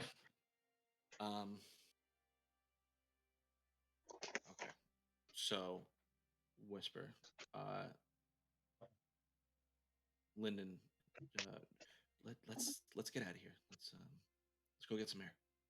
Forge some mushrooms. No, let's go get some ham soup. You want to get a steak? Yeah. Let's go. Okay. I'm gonna nod my head, and I like if you're leading the way, I start following. Okay, he like helps you stand to your feet, like grabbing underneath your elbow and your hand, and kind of helps you to stand. Can we freely head back the way we came? We're not like locked in or anything. The door is still unlocked, correct? But as the door opens, it catches the Spellwright's attention, and he begins to move towards that room. Yeah, I'm gonna let Lyndon and Whisper go ahead of me, and I'm just gonna turn back to Dude and say, yeah, well, I think we're finishing up for the night, and we're looking forward to talking to Ghoulish tomorrow morning at 11 a.m. at the Jumping Kangaroo. So the Jumping Kangaroo? I'm unaware with that location. You know, the place with the ham soup. I feel like you're not limiting it down to a certain place. The Jumping Jackal. Ah, yeah. Okay. Yes, that's what I said. Very well. I will let him know this evening and have him meet you there. Where are you currently staying so I can have Miss Luna Dream meet you? Why does she need to meet us where we're staying? Well, she's going to escort you during your investigation. How about we meet her here back at a certain time every day? Or she can meet us at the Jackal place. So you would prefer her not accompany you throughout the investigation? I mean, she can totally accompany us when we're not in our rooms. You don't think that's a little much? Would you like one of us to follow you to your place of sleep? Oh, I see like what he's saying. subjective. I thought I was under the impression she was only going to accompany us when we were in this building, not during the investigation. Are you trying to hit on Clover? No, that wasn't the intention behind that statement. That was just a generalized statement. You're old. I mean, I'm not that old. I feel I missed something. Felix, you bring up a good point as well. We consent to Ms. Luna Dreams accompanying us while we are on premises. But to Clover's point, if we leave, that's it. Very well. She may resume her usual responsibilities. Very well. I will not push this subject any further than that. If I have any communications I need to relay to you, would you prefer those all be delivered at that time as well? Do you have any other means of communication? I can just send someone to deliver messages for me. Worst case scenario, you can send them to the Cobalt Reserve, where they can get in touch with me. Very well. Do you represent the Cobalt Reserve as well? I am a expositor in training. More of an initiate, but if you are asking if I represent them, yes. Well, I would ask that you remember that anything you see inside this premises is proprietary information that is not to be shared with the library.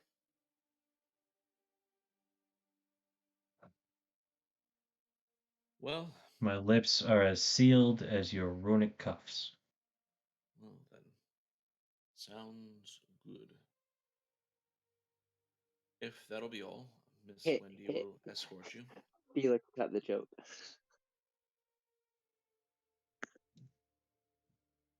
So, everyone, you guys are going to leave at this point? Yeah, I think it would be best if we got Whisper out of here. And personally, if we got to stay any longer, I'm going to have a diplomatic conversation with him. Okay. On our way through his office, Clover wants to swipe something off of his desk and shove it into her pocket. Nothing in particular, like literally any piece of paper with writing on it. She doesn't know what it is. I don't care. Okay, we'll Anything. slide a hand check. Can I help her by tripping over something obnoxious and making a big distraction? I don't know if you would have the wherewithal to do that, but I'll. Fair enough. Yeah, would I be? If she's doing it. Fair enough. I got an 18. Okay.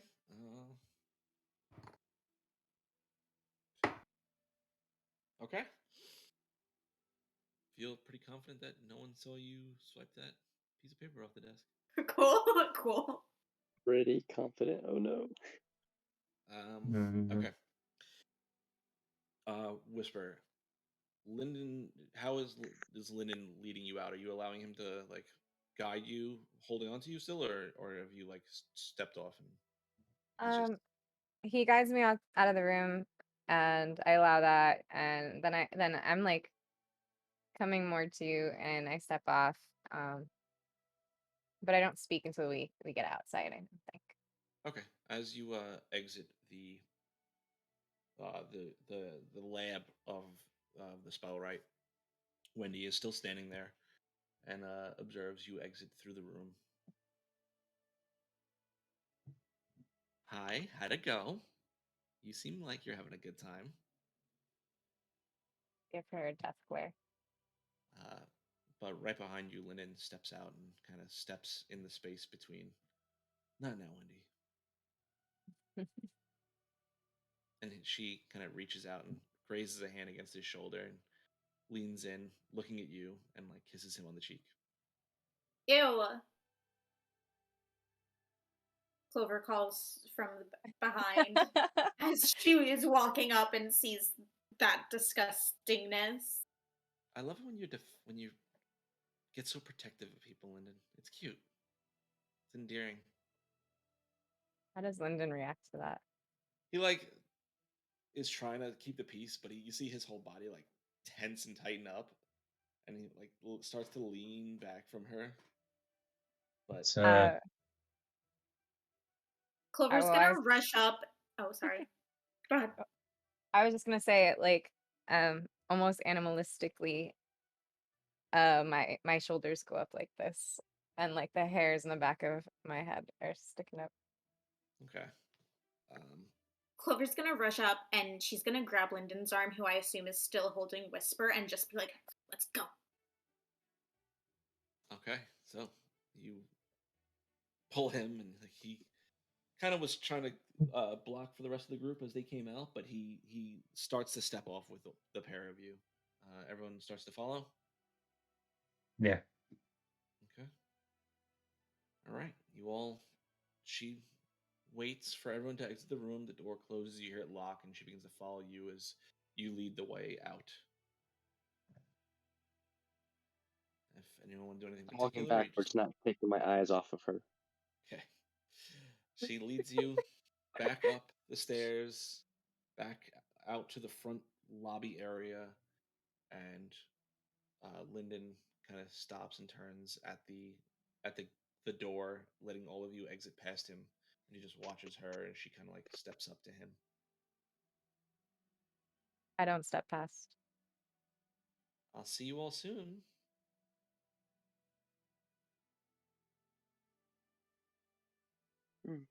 Do us a favor, trim those nails. She reaches up and just pulls one of them off. And she reveals like a regular fingernail underneath.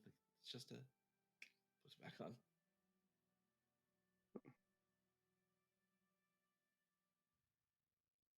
Good to know they come off so easily. I'll see you soon. Okay. And so we leave. Yeah, and so we leave. Second we get outside, I say, I'm gonna kill him. I'm gonna kill them all. Why didn't we just like do it there? What are we doing? What was that, guys? Oh my god. I'm gonna kill him. I don't know if you noticed, but he waved his hand and snapped the neck of a checks notes hook horror. And that hook horror didn't deserve to die. No, it didn't. He However, deserves to die. He did it so yes, easily. I don't disagree. However, I don't know that we can take him. Not like this. We need to get stronger. Yes, right. I he deserves to apologize. die. He deserves to be publicly humiliated and brought to light, and he deserves to be brought down. Deserves to die. To die. I'm gonna kill him. I That's don't mean to stop you, only delay you until we're able to do so. The right way. Otherwise, kill we're her no better too. than him. I'm gonna Plus, kill her too. that's fair. Okay, well, again, guys, let's try and keep the peace. It's at the end of the day. It's we don't want to anyone get arrested for anything. Where's your backbone? I, I'm sorry. I just don't want anyone to get hurt. They're hurting But- people but- now, as we speak, probably. Do you not consider monstrous races people? It's not a monstrous. It's a monster. It's not an intelligent creature. You checked? I mean, no, I didn't check. No, you didn't check. It's different. Doesn't make it a monster. I come from a What is- family of people who are considered monsters. I was raised by orcs. Am I a monster? I don't. Is Tristan a monster? I don't think that's what I was insinuating. Monsters deserve life too.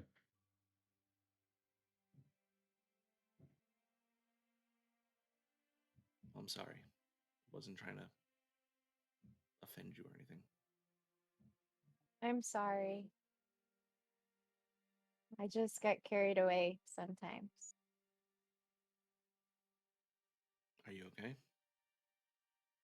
Yeah, sometimes I just lose control when I get really angry. And I was gonna let it out. And then he killed it. You guys think Yeah. that that's what happened with the spider? Like maybe someone just didn't want it to get hurt anymore. Part of me is Maybe- thinking somebody wanted the spider to be found in the city so that it could be traced back to him. Yeah, maybe we're not looking for a bad guy. Maybe we're looking for someone like us. It doesn't change that we need to find who broke in. You believe that somebody did break in? Well, I do. whoever broke in definitely knew their way around the place. I mean, They knew if how it to was get an into inside the job, cell. You think we could break in? of course we could. Yeah, that hole didn't look. I mean, we know our way around the. What's the thing called? We know our way around the underground better than that guy did. Yeah, we don't need to know the names of it to know the way around it. Yeah, No. the place, the tunnels. Tunnel. The Things with subway, rocks. yeah. What is this subway you speak of? Is it part of the New York bus? Okay, well, what do we want to do for the rest of the night? Are we gonna? I think we need some rest. I think you need to take Whisper to Personally. get some food like you promised. Well, Linda. where did you want to go? Do you want to go back to the That's place up where to you you guys are staying? two. Lyndon, you made a suggestion. Follow through on it. I had two. I suggested two places. We went to both of those already. I mean, do you want to head back to what is it? Mirabelle's? Marianne's? Marie Lynn's? Marie Lynn's? I'm You sorry, live why here, not? Lyndon. I don't visit Marie Lynn's all that often. We can head back there. This way, you guys don't have to walk far after dinner. Well, what We'll time is just- it? You're coming up on probably 5 o'clock with everything. Like you had your meeting. You were down. Our there meeting for, was like, at a while. 5, right? No, maybe I'm wrong. I thought the meeting was at 3. I forget. I Either would way. like to Whatever. show Getting late. I'd like to show everybody a special way back to wherever we're eating, if you don't mind. And, You my goal lead, I will bring follow. is to bring the party in the most random directions back to our location. I want to add about a 10 to 15-minute walk time, and the entire time I want to be checking behind us, see if I notice anybody familiar continuously walk behind us. Very paranoid like. Okay. First off, where are you guys heading? Murray Lynn's. Let's go to Murray Lynn's. Sure. I'll even cook for you. At least we know we would be safe there. Okay, second, go ahead and roll a perception check as you try and observe. I probably would also be keeping watch. Sure, you go ahead and roll one as well. It's a 13 for Felix. Okay. A 14 for them. Okay. So as you make your way through, neither of you notice anyone in particular like following you as you go. And you lead this winding path back, looping around a few times, crossing over, but you feel pretty confident that no one is actively tailing you based off the route you've taken and you keeping an eye out. As we walk, Clover is going to be collecting random wildflowers, buttercups, daisies, like whatever flowers she sees. She's gonna just gather a bunch of them. Plucking off people's windowsill boxes. Sure, that's fine. Yeah. No, While we're walking, I'll kind of take half a step back from the group and take pace with Finnik.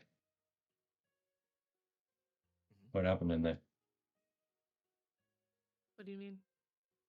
I mean, you were all set to be all tough and scary, and then you weren't. What's going on with you? It's just the way people say they're doing things for the greater good. And I really don't think they are. Seen liars like that before, and I know we'll see them again. It's for their own greater good.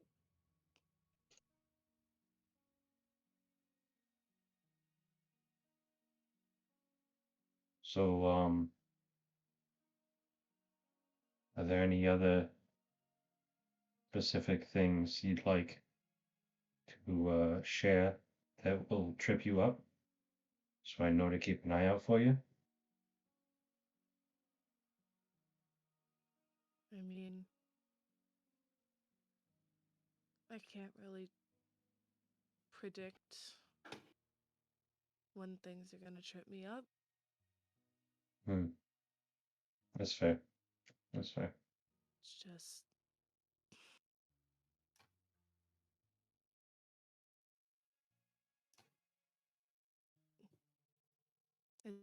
It's patterns. Notice patterns like that everywhere. The so-called greater good. If we're sharing, for me it's spiders. I kind of guessed that. I'm a pacifist. I don't like to fight. I've noticed that But as well. But when it comes to spiders, I'll pass a fist through each and every one of them.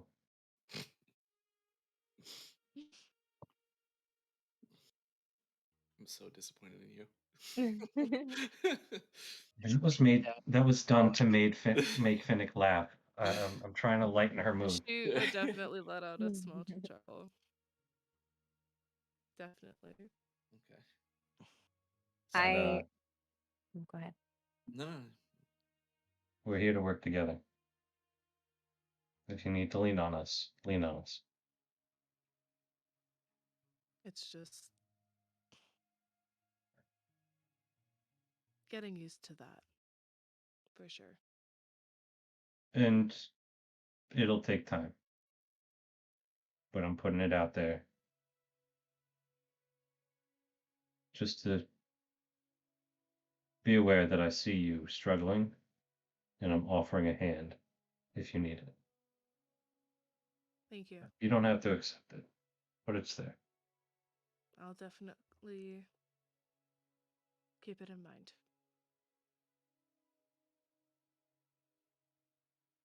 Let's catch up with the others. All right.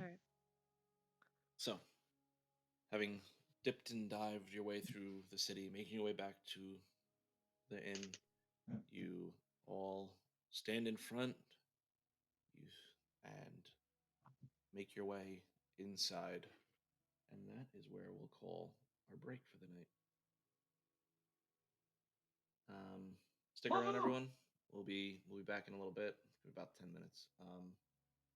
See you soon. I'm Jacqueline Wilmot, Director of Volunteer and Community Engagement at the Phoenix. We're on a mission to help as many people as we can. I'm blown away, honestly, by the impact our volunteers are having across the country.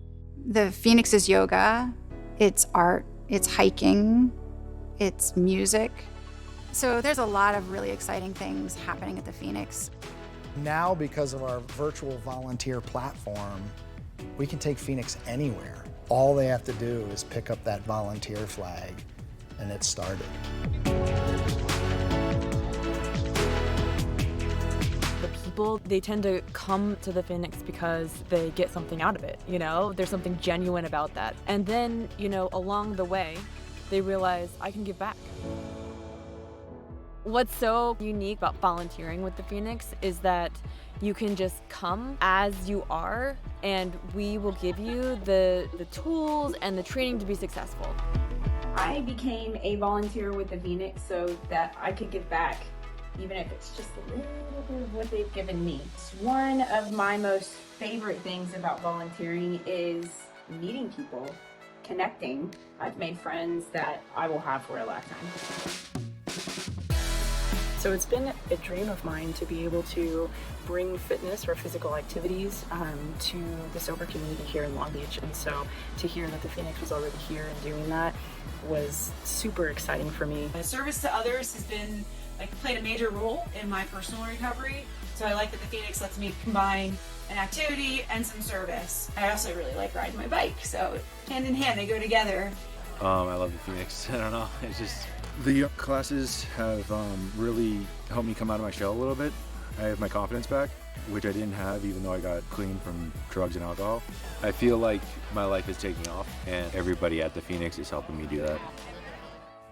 Once Phoenix has helped you rise from the ashes, there's this sort of natural response where you want to do that for other people. And the beauty of that is as soon as they find that strength and fortitude in their recovery, they're reaching back for the next person.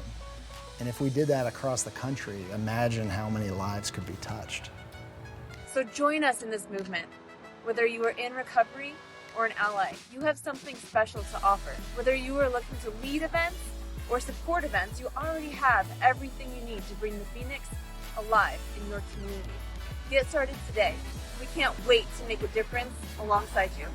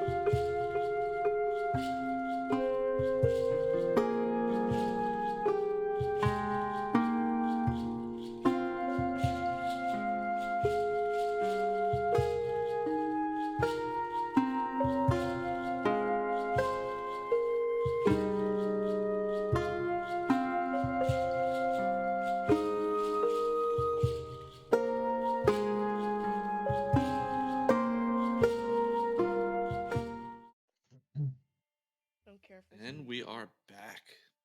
So, as you all enter into the now familiar Marie Lynn's, at this hour, you would see Seamus work in the front area as you enter in. He looks at you all, gives you Gorm like a little nod, and just lets you enter in without any trying to seat you at all. I'm gonna say we're grabbing table 7 and just walk in. All right. As you enter in, the band hasn't taken its place yet for the evening. Gorm, they don't really start until a little bit later in the afternoon. Try and get that night crowd a little bit. You see Rosalind just standing behind the counter, just observing, watching everything go. As you enter in, she gives you a polite wave and says hi. Danny, you don't see Danny currently, but you can clearly hear Stir and Fry arguing with each other slightly as the sounds of pots and pans clang and drop to the floor. But you all are, make your way over to your table and without issue. I'm gonna point out the table. I'm gonna say, you all get comfortable. I'm gonna go whip us up some food. Felix, please don't ruin this table. Why would... No mud on the table, no scratching the table. Cool. No promises. Fair enough. I'm gonna go see what they're doing in my kitchen. Okay. And I'm gonna walk over. Okay. As you make your way into the back, you see them trying to souffle steak bits. it's not working at all. You know, they don't even know how that would work. Like none of that makes sense to you. But what? I'm gonna just grab Stir by the back of the shirt and just kind of just shift him, like not like lift at all, just shift gently, and I'm gonna take Fry, and I'm going to turn him around and push him out of the way, and I'm just gonna start cleaning up whatever they're doing. This doesn't. No, no, no, no, no. And I'm gonna start cleaning it all up and like fixing it and not doing that. I told you that wasn't how it worked. I told you. What are you talking about? You're the one who put it in there. I didn't put it in there. You put it in there. Doesn't matter who put it in there. I'm taking it out of there. All right. Now we're gonna move this along. Right. You're gonna go over there, and you're gonna go over there. You're gonna help me with this. You're gonna go do that. All right. You're gonna chop up the onions. You're gonna chop up the carrots. You're gonna chop up the celery. Do it the long way because you know that's how the customers like it. And look at me. Look at me. Which way's the long way?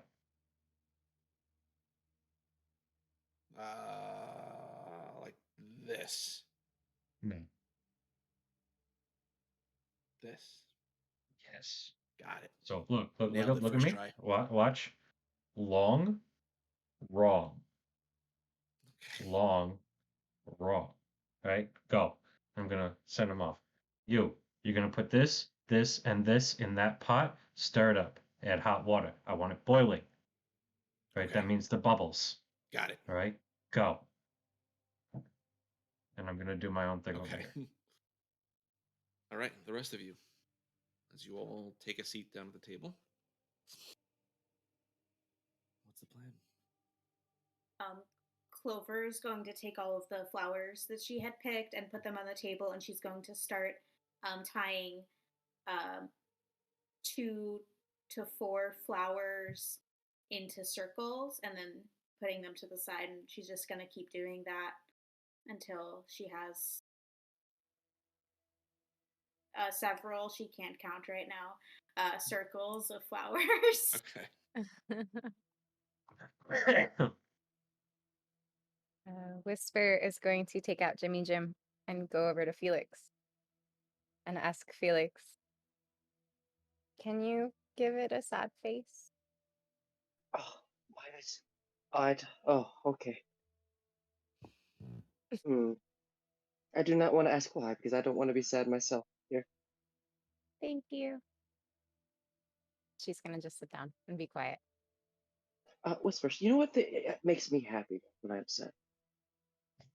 What? And Gormrog, great idea. This beautiful table. Do you see this beautiful table? And I just take out a bag of sand and I pour it onto the table. I find counting sand makes me so happy and calm. And I start counting grains of sand. 1, 2. Would you like to count with me, Clover? The highest I've gotten is 333. 3. But then I got interrupted. It was quite annoying. 4. Felix, I feel like when Gormrog sees this, he's going to punch you in the face. I better count them quick then. I start really counting this big pile of sand real fast. Yes. Does this calm you at all, Whisper? Probably not. I'm sorry. But you have fun. You see he's sweating now. Actually, it doesn't look like he's having fun at all. All right. So, Clover, are you, okay? Yeah, I'm fine now. What about you, Whisper? No. Okay. I should have been quite cool. faster. I should have been smarter. I should have thought to press the button faster, but it took too long for me to figure out how to open the gate. Well, none of us knew None- what was going to happen. None of us could have predicted that. Don't blame yourself. That is not something that will help that. I think the creature, it is sad how it was so quickly terminated, but it was probably for its benefit, if you really think about it. What was its fate past being tortured behind those bars? Our goal now Doesn't is make just me to feel make sure that let's make sure no other creature goes behind those bars. That's we could go back and I believe I read somewhere about you can resurrect certain things. I myself don't. You said something about breaking into the place. Did you want to? And I get really quiet. Did you want to get back inside? I was thinking if they catch another creature, yes.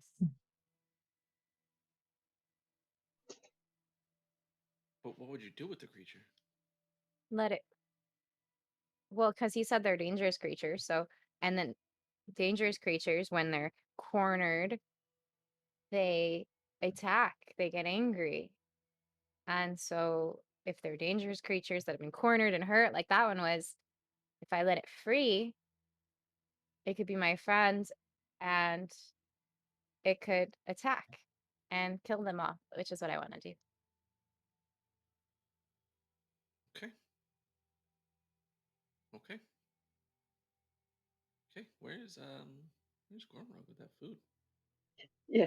So Lyndon, I hope you don't mind the people I introduced Clover to. No, you're following me because Danny's not here yet. I know you're not just gonna just be in the kitchen all day because the people need their food. All right. So Stir, you wash the dishes, and Fry, you follow me. All right. We're just going to Okay. table 7. Okay. You and I are gonna come to the table with food, and Fry's just gonna be like holding the teapot. He's clearly struggling as this is, and you see his feet start to like get caught up with each other. But you're prepared. You like grab the handle and you let it rocks forward as he falls, but you hold it in place. When it looks like he's about to fall, I'd like to cast Mage Hand to try and like catch like the tray. Okay. I want to learn how to do that. That was cool. And we're just gonna go over to this table, all right, and just put it down. Just put it down. Just put. What did you do to my table? I'm gonna set The the tray floor? on the table and then use the Mage Hand to wipe all the sand onto the floor. Clover is going to look away. I'm on the floor now, counting. God damn it! 1, 2, 3, 4, 5, 6. Felix. You know what? Felix. You can count Yes. it as you put it away. I'm trying. Just get it off my table. We're really gonna need to talk to you about these mistreatments of establishments. Tell me what you're supposed to do with the table exactly if not put stuff on them to count. You all perplex Do me that with as your I get on the own floor. tables. You don't do that with other people's tables. Specific tables have specific purposes. Everybody stop fighting. I have a very important announcement. Yes. I made everybody friendship bracelets. And I made one for Tristan too. I'm going to keep it in my backpack until he gets back. But there's one for you, and for you, Finnik, and you, and Felix. And Lyndon, I made you one too. All right. This is I cast Druidcraft on mine and everyone's bracelets to make them brighten and blossom a little bit as they come back to life a little bit more. This is beautiful.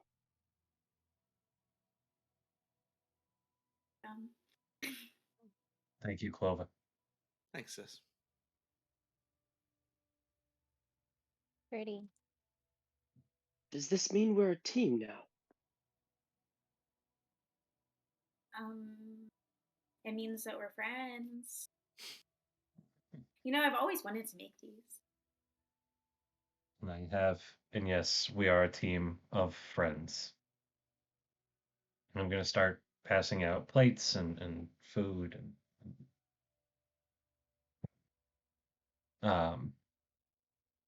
For Clover, there is an assortment of carrots, celery, potatoes, and other root vegetables, with 3 different types of honey, and her own seasonings. So there's peppers, there's cinnamon, there's salt, just arranged like on a charcuterie board of just for you. This is Um, beautiful. For Felix, there is a steak that is cut into the shape of a cow. Now a man who knows what I mean by hold cow. Yes, I love it. I'll take it on the floor, please. Just don't get any sand in it because that's going to ruin your teeth. For Finnik and Whisper and Linden, there are various assorted meats, vegetables, and sauces for dipping, including au jus sauce, including barbecue sauce, including just varieties. I'm sorry, I just noticed Jimmy Jam. What the honey bears?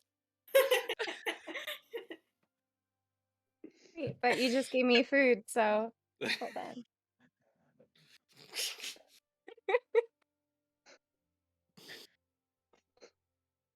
And then for everybody, I will be pouring a calming herbal teas, like lavender and chamomile.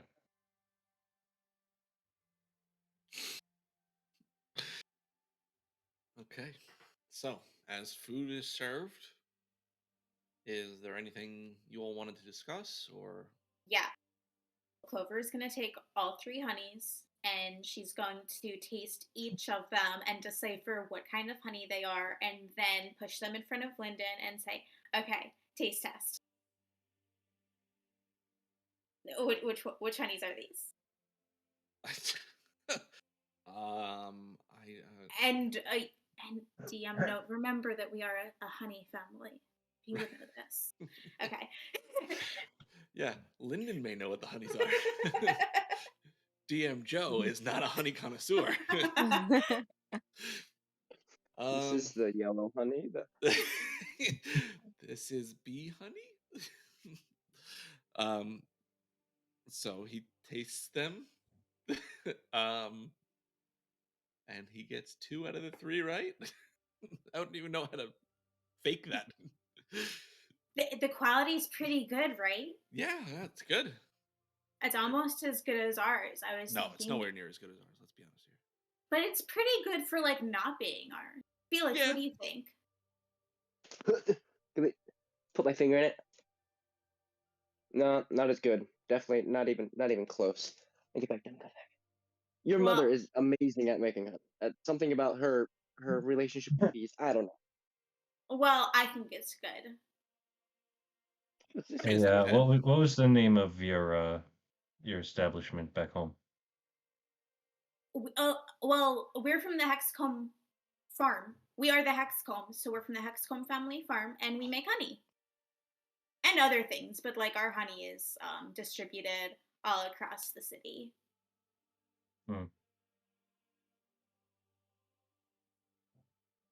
And I start writing in the back of my journal that I got from the Cobalt Reserve.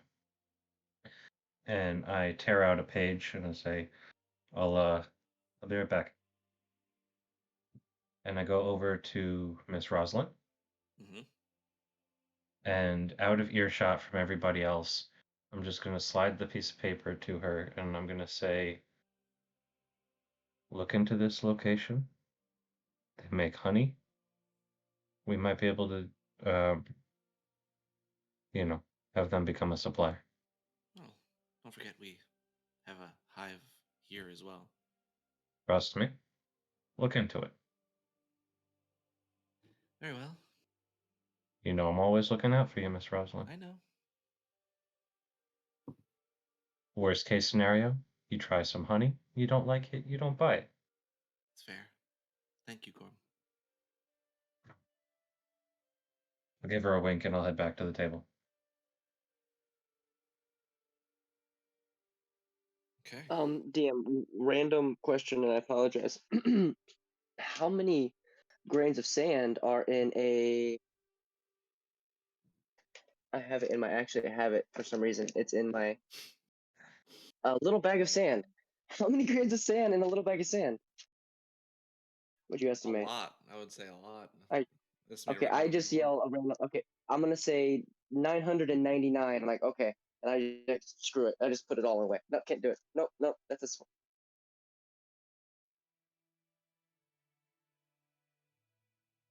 Okay. Gormrock. There you go. It's clean. I saw you walk away. I thought maybe you were going to get somebody to yell at me or something about the sand, so I just put it in the bag. No, if I'm gonna yell at you, I'm gonna yell at you. I don't trust anybody else to yell at my friends. Oh, that's so sweet. What did he just do? You're gonna yell at me, so you're just gonna do it anyways. So the sand is back on the table. Oh, come. I'm gonna pick It's up your getting on my plate, food. and I'm gonna walk away with your food. Your Okay. cow steak is now gone. Clover is gonna Well, the slide hand's him a gone. celery stick with honey on it across Thank the you. table. Okay, so is there anything you guys actually want to discuss, or did you want to move forward? So tomorrow, 11 a.m., we're meeting with Golesh, the human with the ogre mask, about his position with the clasp, and the tasks they've been running for the Spellwright. So he's the one who gets the creatures? Yeah. Does anyone think it's interesting that the Spellwright is working with the clasp, and we found out that the clasp has a hangout in the tunnels, and the people who broke in to steal the spider broke in through underground tunnels? That is an excellent point. I do think that is suspicious.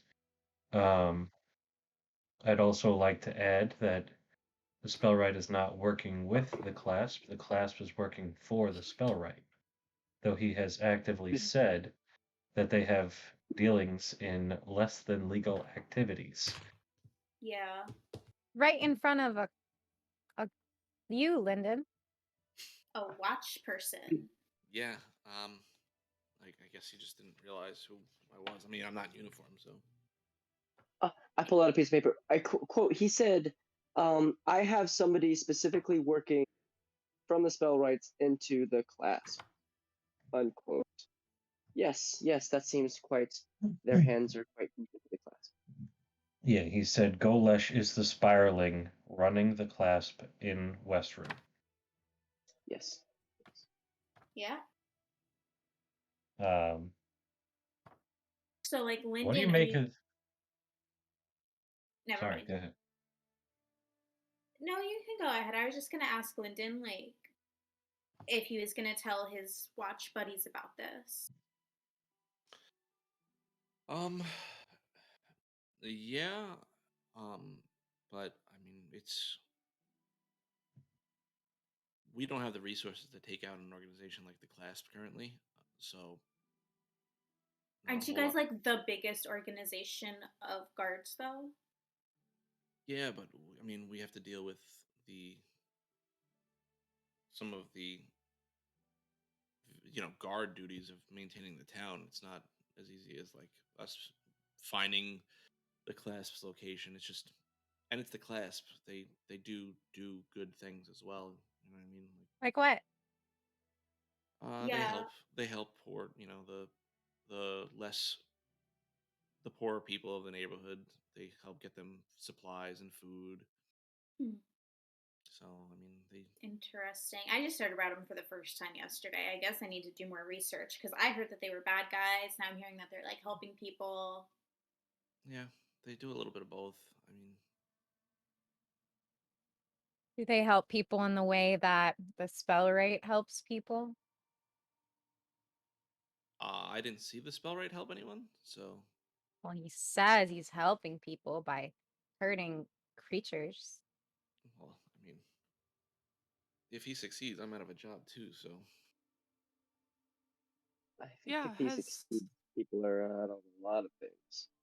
I was Lyndon, I wanted to ask, have you heard anything from your other guard mates about the whole thing?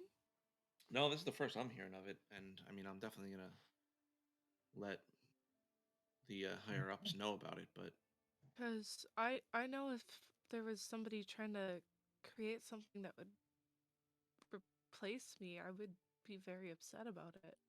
yeah, it's definitely a concern. I'm gonna have to. Yeah. You seem a little bit laid back about this. Are you Oh, sure you I'm didn't know not anything about it? I'm gonna insight check my brother. Yeah, go ahead. Insight check.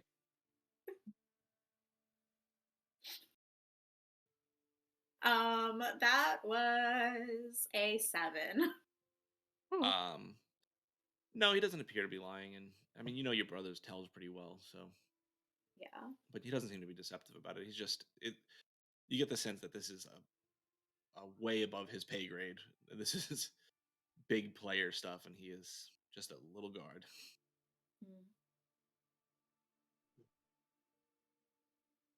Well, hopefully you still have a job in a couple of years. I would.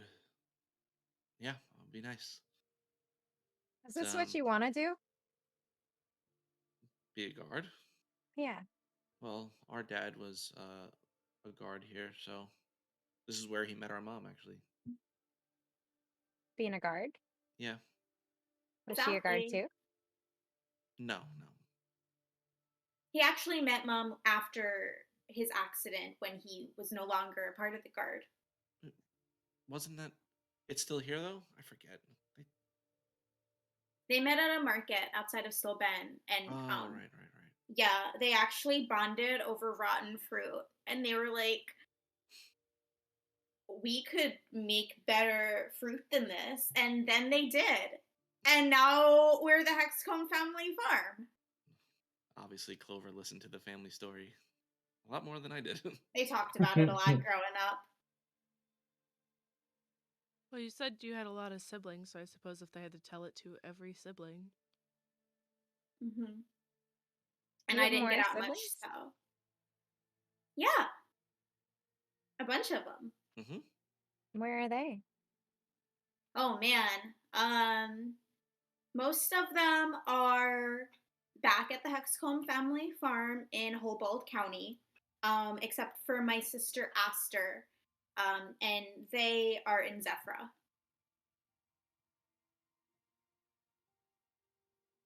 I always wish I had siblings.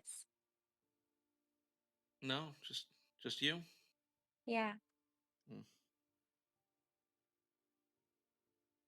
Oh, you can come have my siblings. They love making extra space at the table, right, Felix? Oh yes. Sometimes too much space and too much food. No such thing. But you eat like plant food, right? Yeah, well, because we're like gardens and farms, so my mom makes a lot of veggies, and I just never really had a taste for anything else. Do you want my veggies? Because my plate in front of me, the steak is all gone, but all the veggies are still there. Okay, I had a lot of potatoes and honey.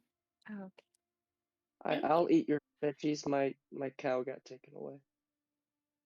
I give you my veggies. But yeah, I'm looking forward to talking about ghoulish tomorrow, talking to him tomorrow, and finding out what he is willing to tell us. And then I think I want to explore the caves. Yes. That's a good idea. We have more than enough time, I think, to check that out. And maybe excavate a little bit more ourselves. We did get permission to, it's outside the building as well, so we don't need anybody accompanying us.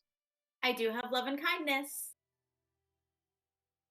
She pulls out her cards. Okay. So, as the night begins to pull on, if there's nothing anyone wanted to do specifically, then Do we want to do the cave diving at night or tomorrow morning? When do we want to? When's the best time to Tomorrow. Oh, yeah, let's get some rest. then let me just a second. What are the sleeping arrangements for everyone? I think I have my own room. I can't remember. I think we were in a room together because you were gonna wake me up. Oh, I think yeah. Felix and I might have been bunking too. I don't know if we still. It was a free room that was kind of given to us, so probably we might have to get another room. Yeah, I think we may need another room. Gormrog, you happen to. I myself am no longer a scholar. I've got my doctorate, so I cannot live in the school for many other reasons other than just being graduate, obviously. But I don't have a place to stay, and Clover doesn't. If you happen to have a bed, we could, find multiple beds. How many beds do we need? Oh, I mean, let's see. There's Clover 1, me 2. Do you have beds? Whisper, do you have Finnik? I believe we're just sharing a room. Yeah. I don't really need a bed. So, Tristan and I got a place that's a few houses down. Clova and Felix, you all can take the 2 beds we got. I'll sleep on the floor. Finnick and Whisper, do you still have a room here at Marie Lynn's? Yeah. All right, you're welcome to join us at my place. While Tristan's out walking, he's not going to need his bed. I can sleep on the floor. That's not a problem. I was thinking on the floor as well. There's no reason. There's only. I don't know if Lyndon's got his own place here. Yeah, I have the barracks. I'm making my way back to. Are you coming tomorrow, or am I? Is it going to be a while before I see you again? I have a shift tomorrow night, but if you need me in the morning, I can try and make it back.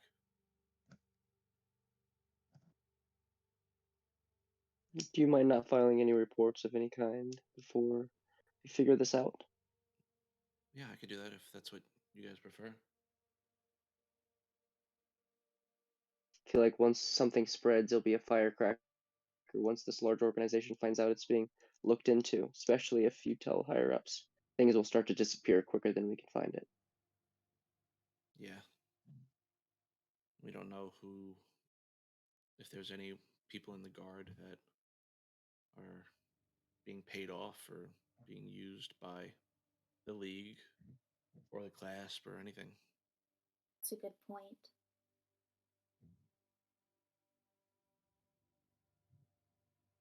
All right. Well, sleepy. Let's see. It's been a long day. Do you want me to come tomorrow? What do you guys think? Do we need him?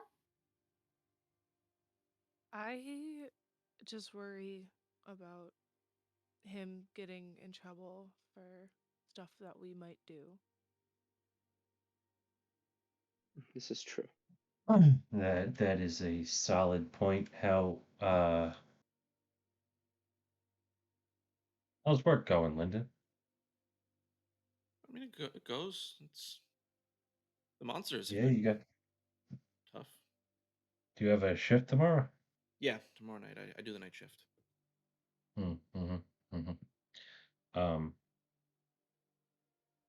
keep an eye on the sky, and we'll play it by ear. Okay. It seems 3 of us indeed wish you to be here. At the very least, I am indifferent. Finnik made a pretty good point. I don't want you to get into trouble, and I think we're just having a conversation with someone. We can probably just let you know if we need you. Okay. That sounds good to me. I will keep an ear out if I hear anything tomorrow, and I'll come running. All right. And Lyndon, write to your mother more. She complains about it a lot. Okay, I'll write to Mom. And visit. It's been so long. You didn't even come home for holidays last year. Or my birthday, by the way, now that I think about it. I'm sorry. I had to work. Okay. I Just think saying. I'm gonna go up to my room. Okay. All right, so you all make your way off to your sleeping arrangements for the night. So, I'll take whoever's coming with me to the small location a few doors down.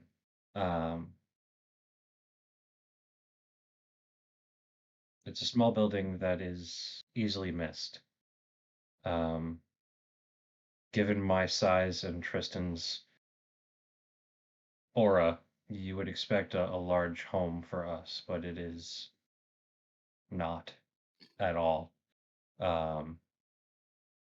It is cramped. It is a hut. It is basically a room, but there are 2 beds. There is space on the floor. There is a kitchen area. And for what it's worth, the beds are comfortable. Okay. So just show of hands, who's at Gorman, Tristan's? Okay. And then you two are in the same room in Marie Lynn's. Yeah. Okay. Okay, so as the day closes on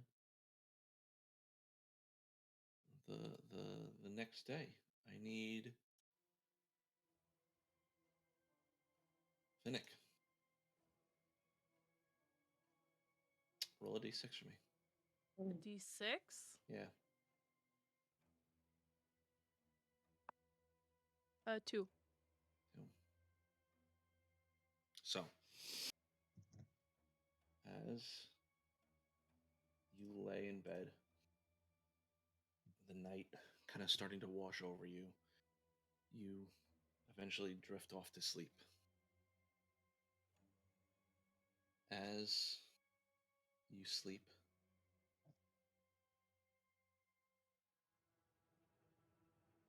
you wake up and you look around, and it's not the space you fell asleep in. It's a space you're really familiar with. It's the dark room of the monastery where you stayed at. Small, tight walls of that space where you spent several nights locked away. There's a small amount of light seeping through the crack in the door from the fireplace opposite end of the room. You hear a pair of voices you're very familiar with, whispering back and forth to each other. I don't know why she has that. It doesn't make any sense. Do you think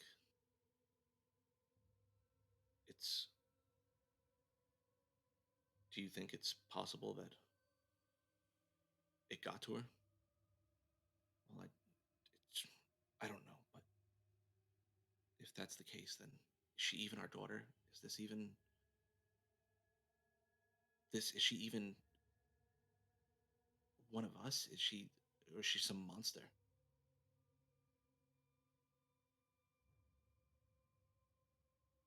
Well,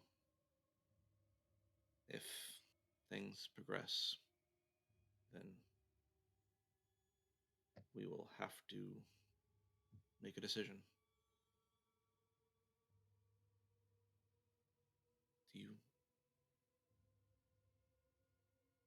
What do you think? You hear the footsteps as they get closer to your room. The door opens, bathing you in the light, and you see, wreathed in flames, the figure whose voice you just heard. Blood pouring from their face, their large greatsword in his hand. The flames pour into the room, engulfing you. You sit up in your bed, your chest tight, your heart beating fast. You feel the heat of the fire burning on your face as you wake up. It sort of starts to dissipate, but you still feel it's sitting there. You're sitting in the dark, alone. And then you notice the elven woman on the bed next to you.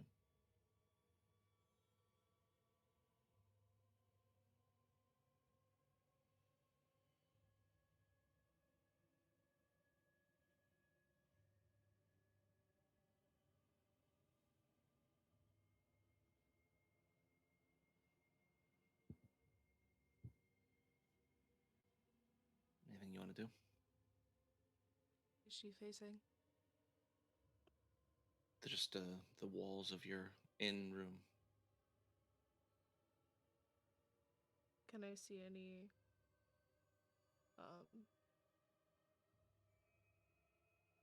like basically what do I see from where I'm sitting? You wake up from the nightmare and you see the small room of the inn. You see Whisper asleep in her bed still. You see the light kind of seeping up from underneath the door of the inn. But besides that, the little bit of moonlight pouring in from the window outside.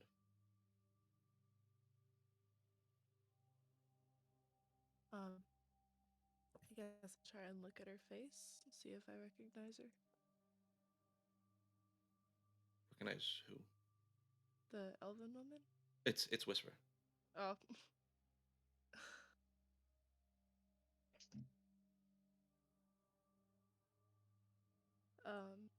Just sort of sitting up, trying to catch my breath.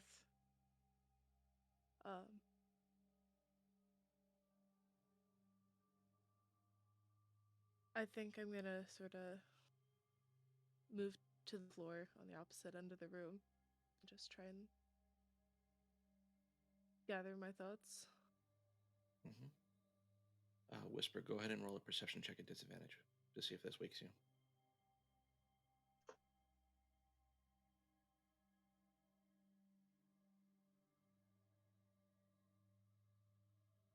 It's not going to get lower than a natural one, which is a 6. Okay. Not going to go lower than that. Okay. So, Finnik, as you go and lay on the floor opposite the bed, begin to self-soothe yourself back to sleep. Unless you want to try and stay up for the night.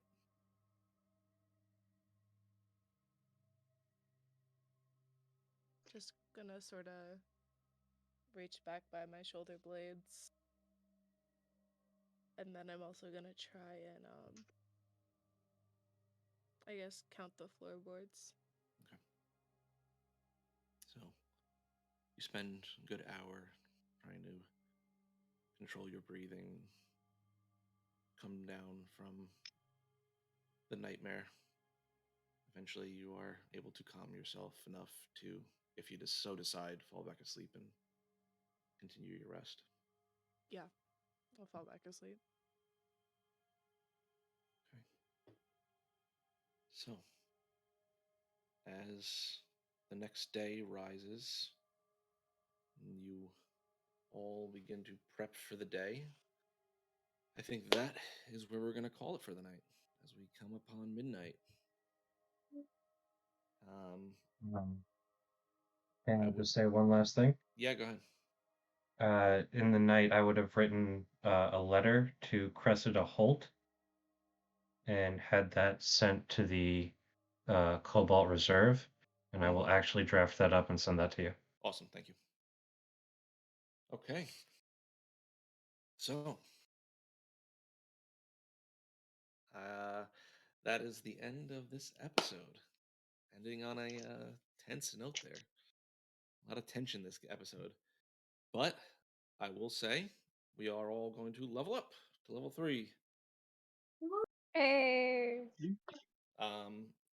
Real quick, if everyone would like to roll their hit points. Yes.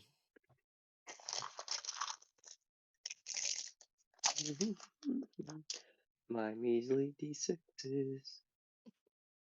Oh. What do I roll? If you roll a 1, re-roll it, okay? Oh, thank God. What do I roll?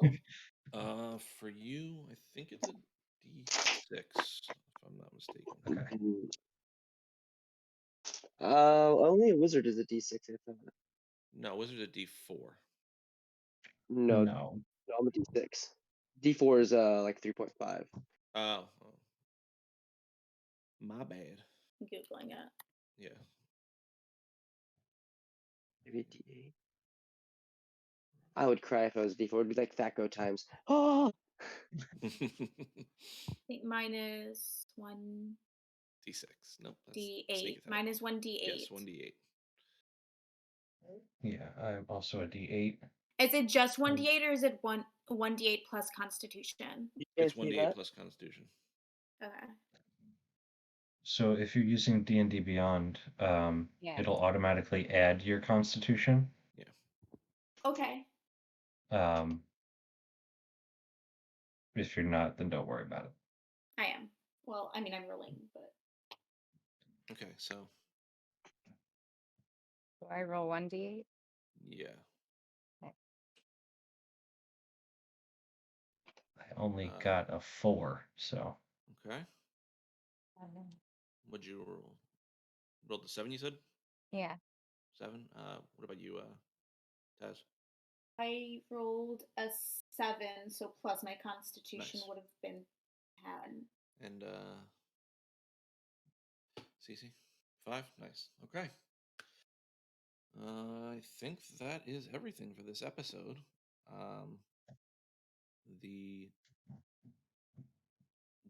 We will post this to YouTube on Monday, but we will also be having another episode next Monday. So to make up for not having one last week when we should have, or the week before. Please go ahead and follow us on all our socials, which are linked below. Click the Phoenix link. Show them that we're reaching to people here. Show them that we're actually trying to go out and help people, help the community. If you we're affiliated. If you have Amazon Prime, you have Twitch Prime. So if you could give us that sub, we'd greatly appreciate it. That's something you have to renew every month too. So love you guys. Let's see. Anything else? Anyone got anything?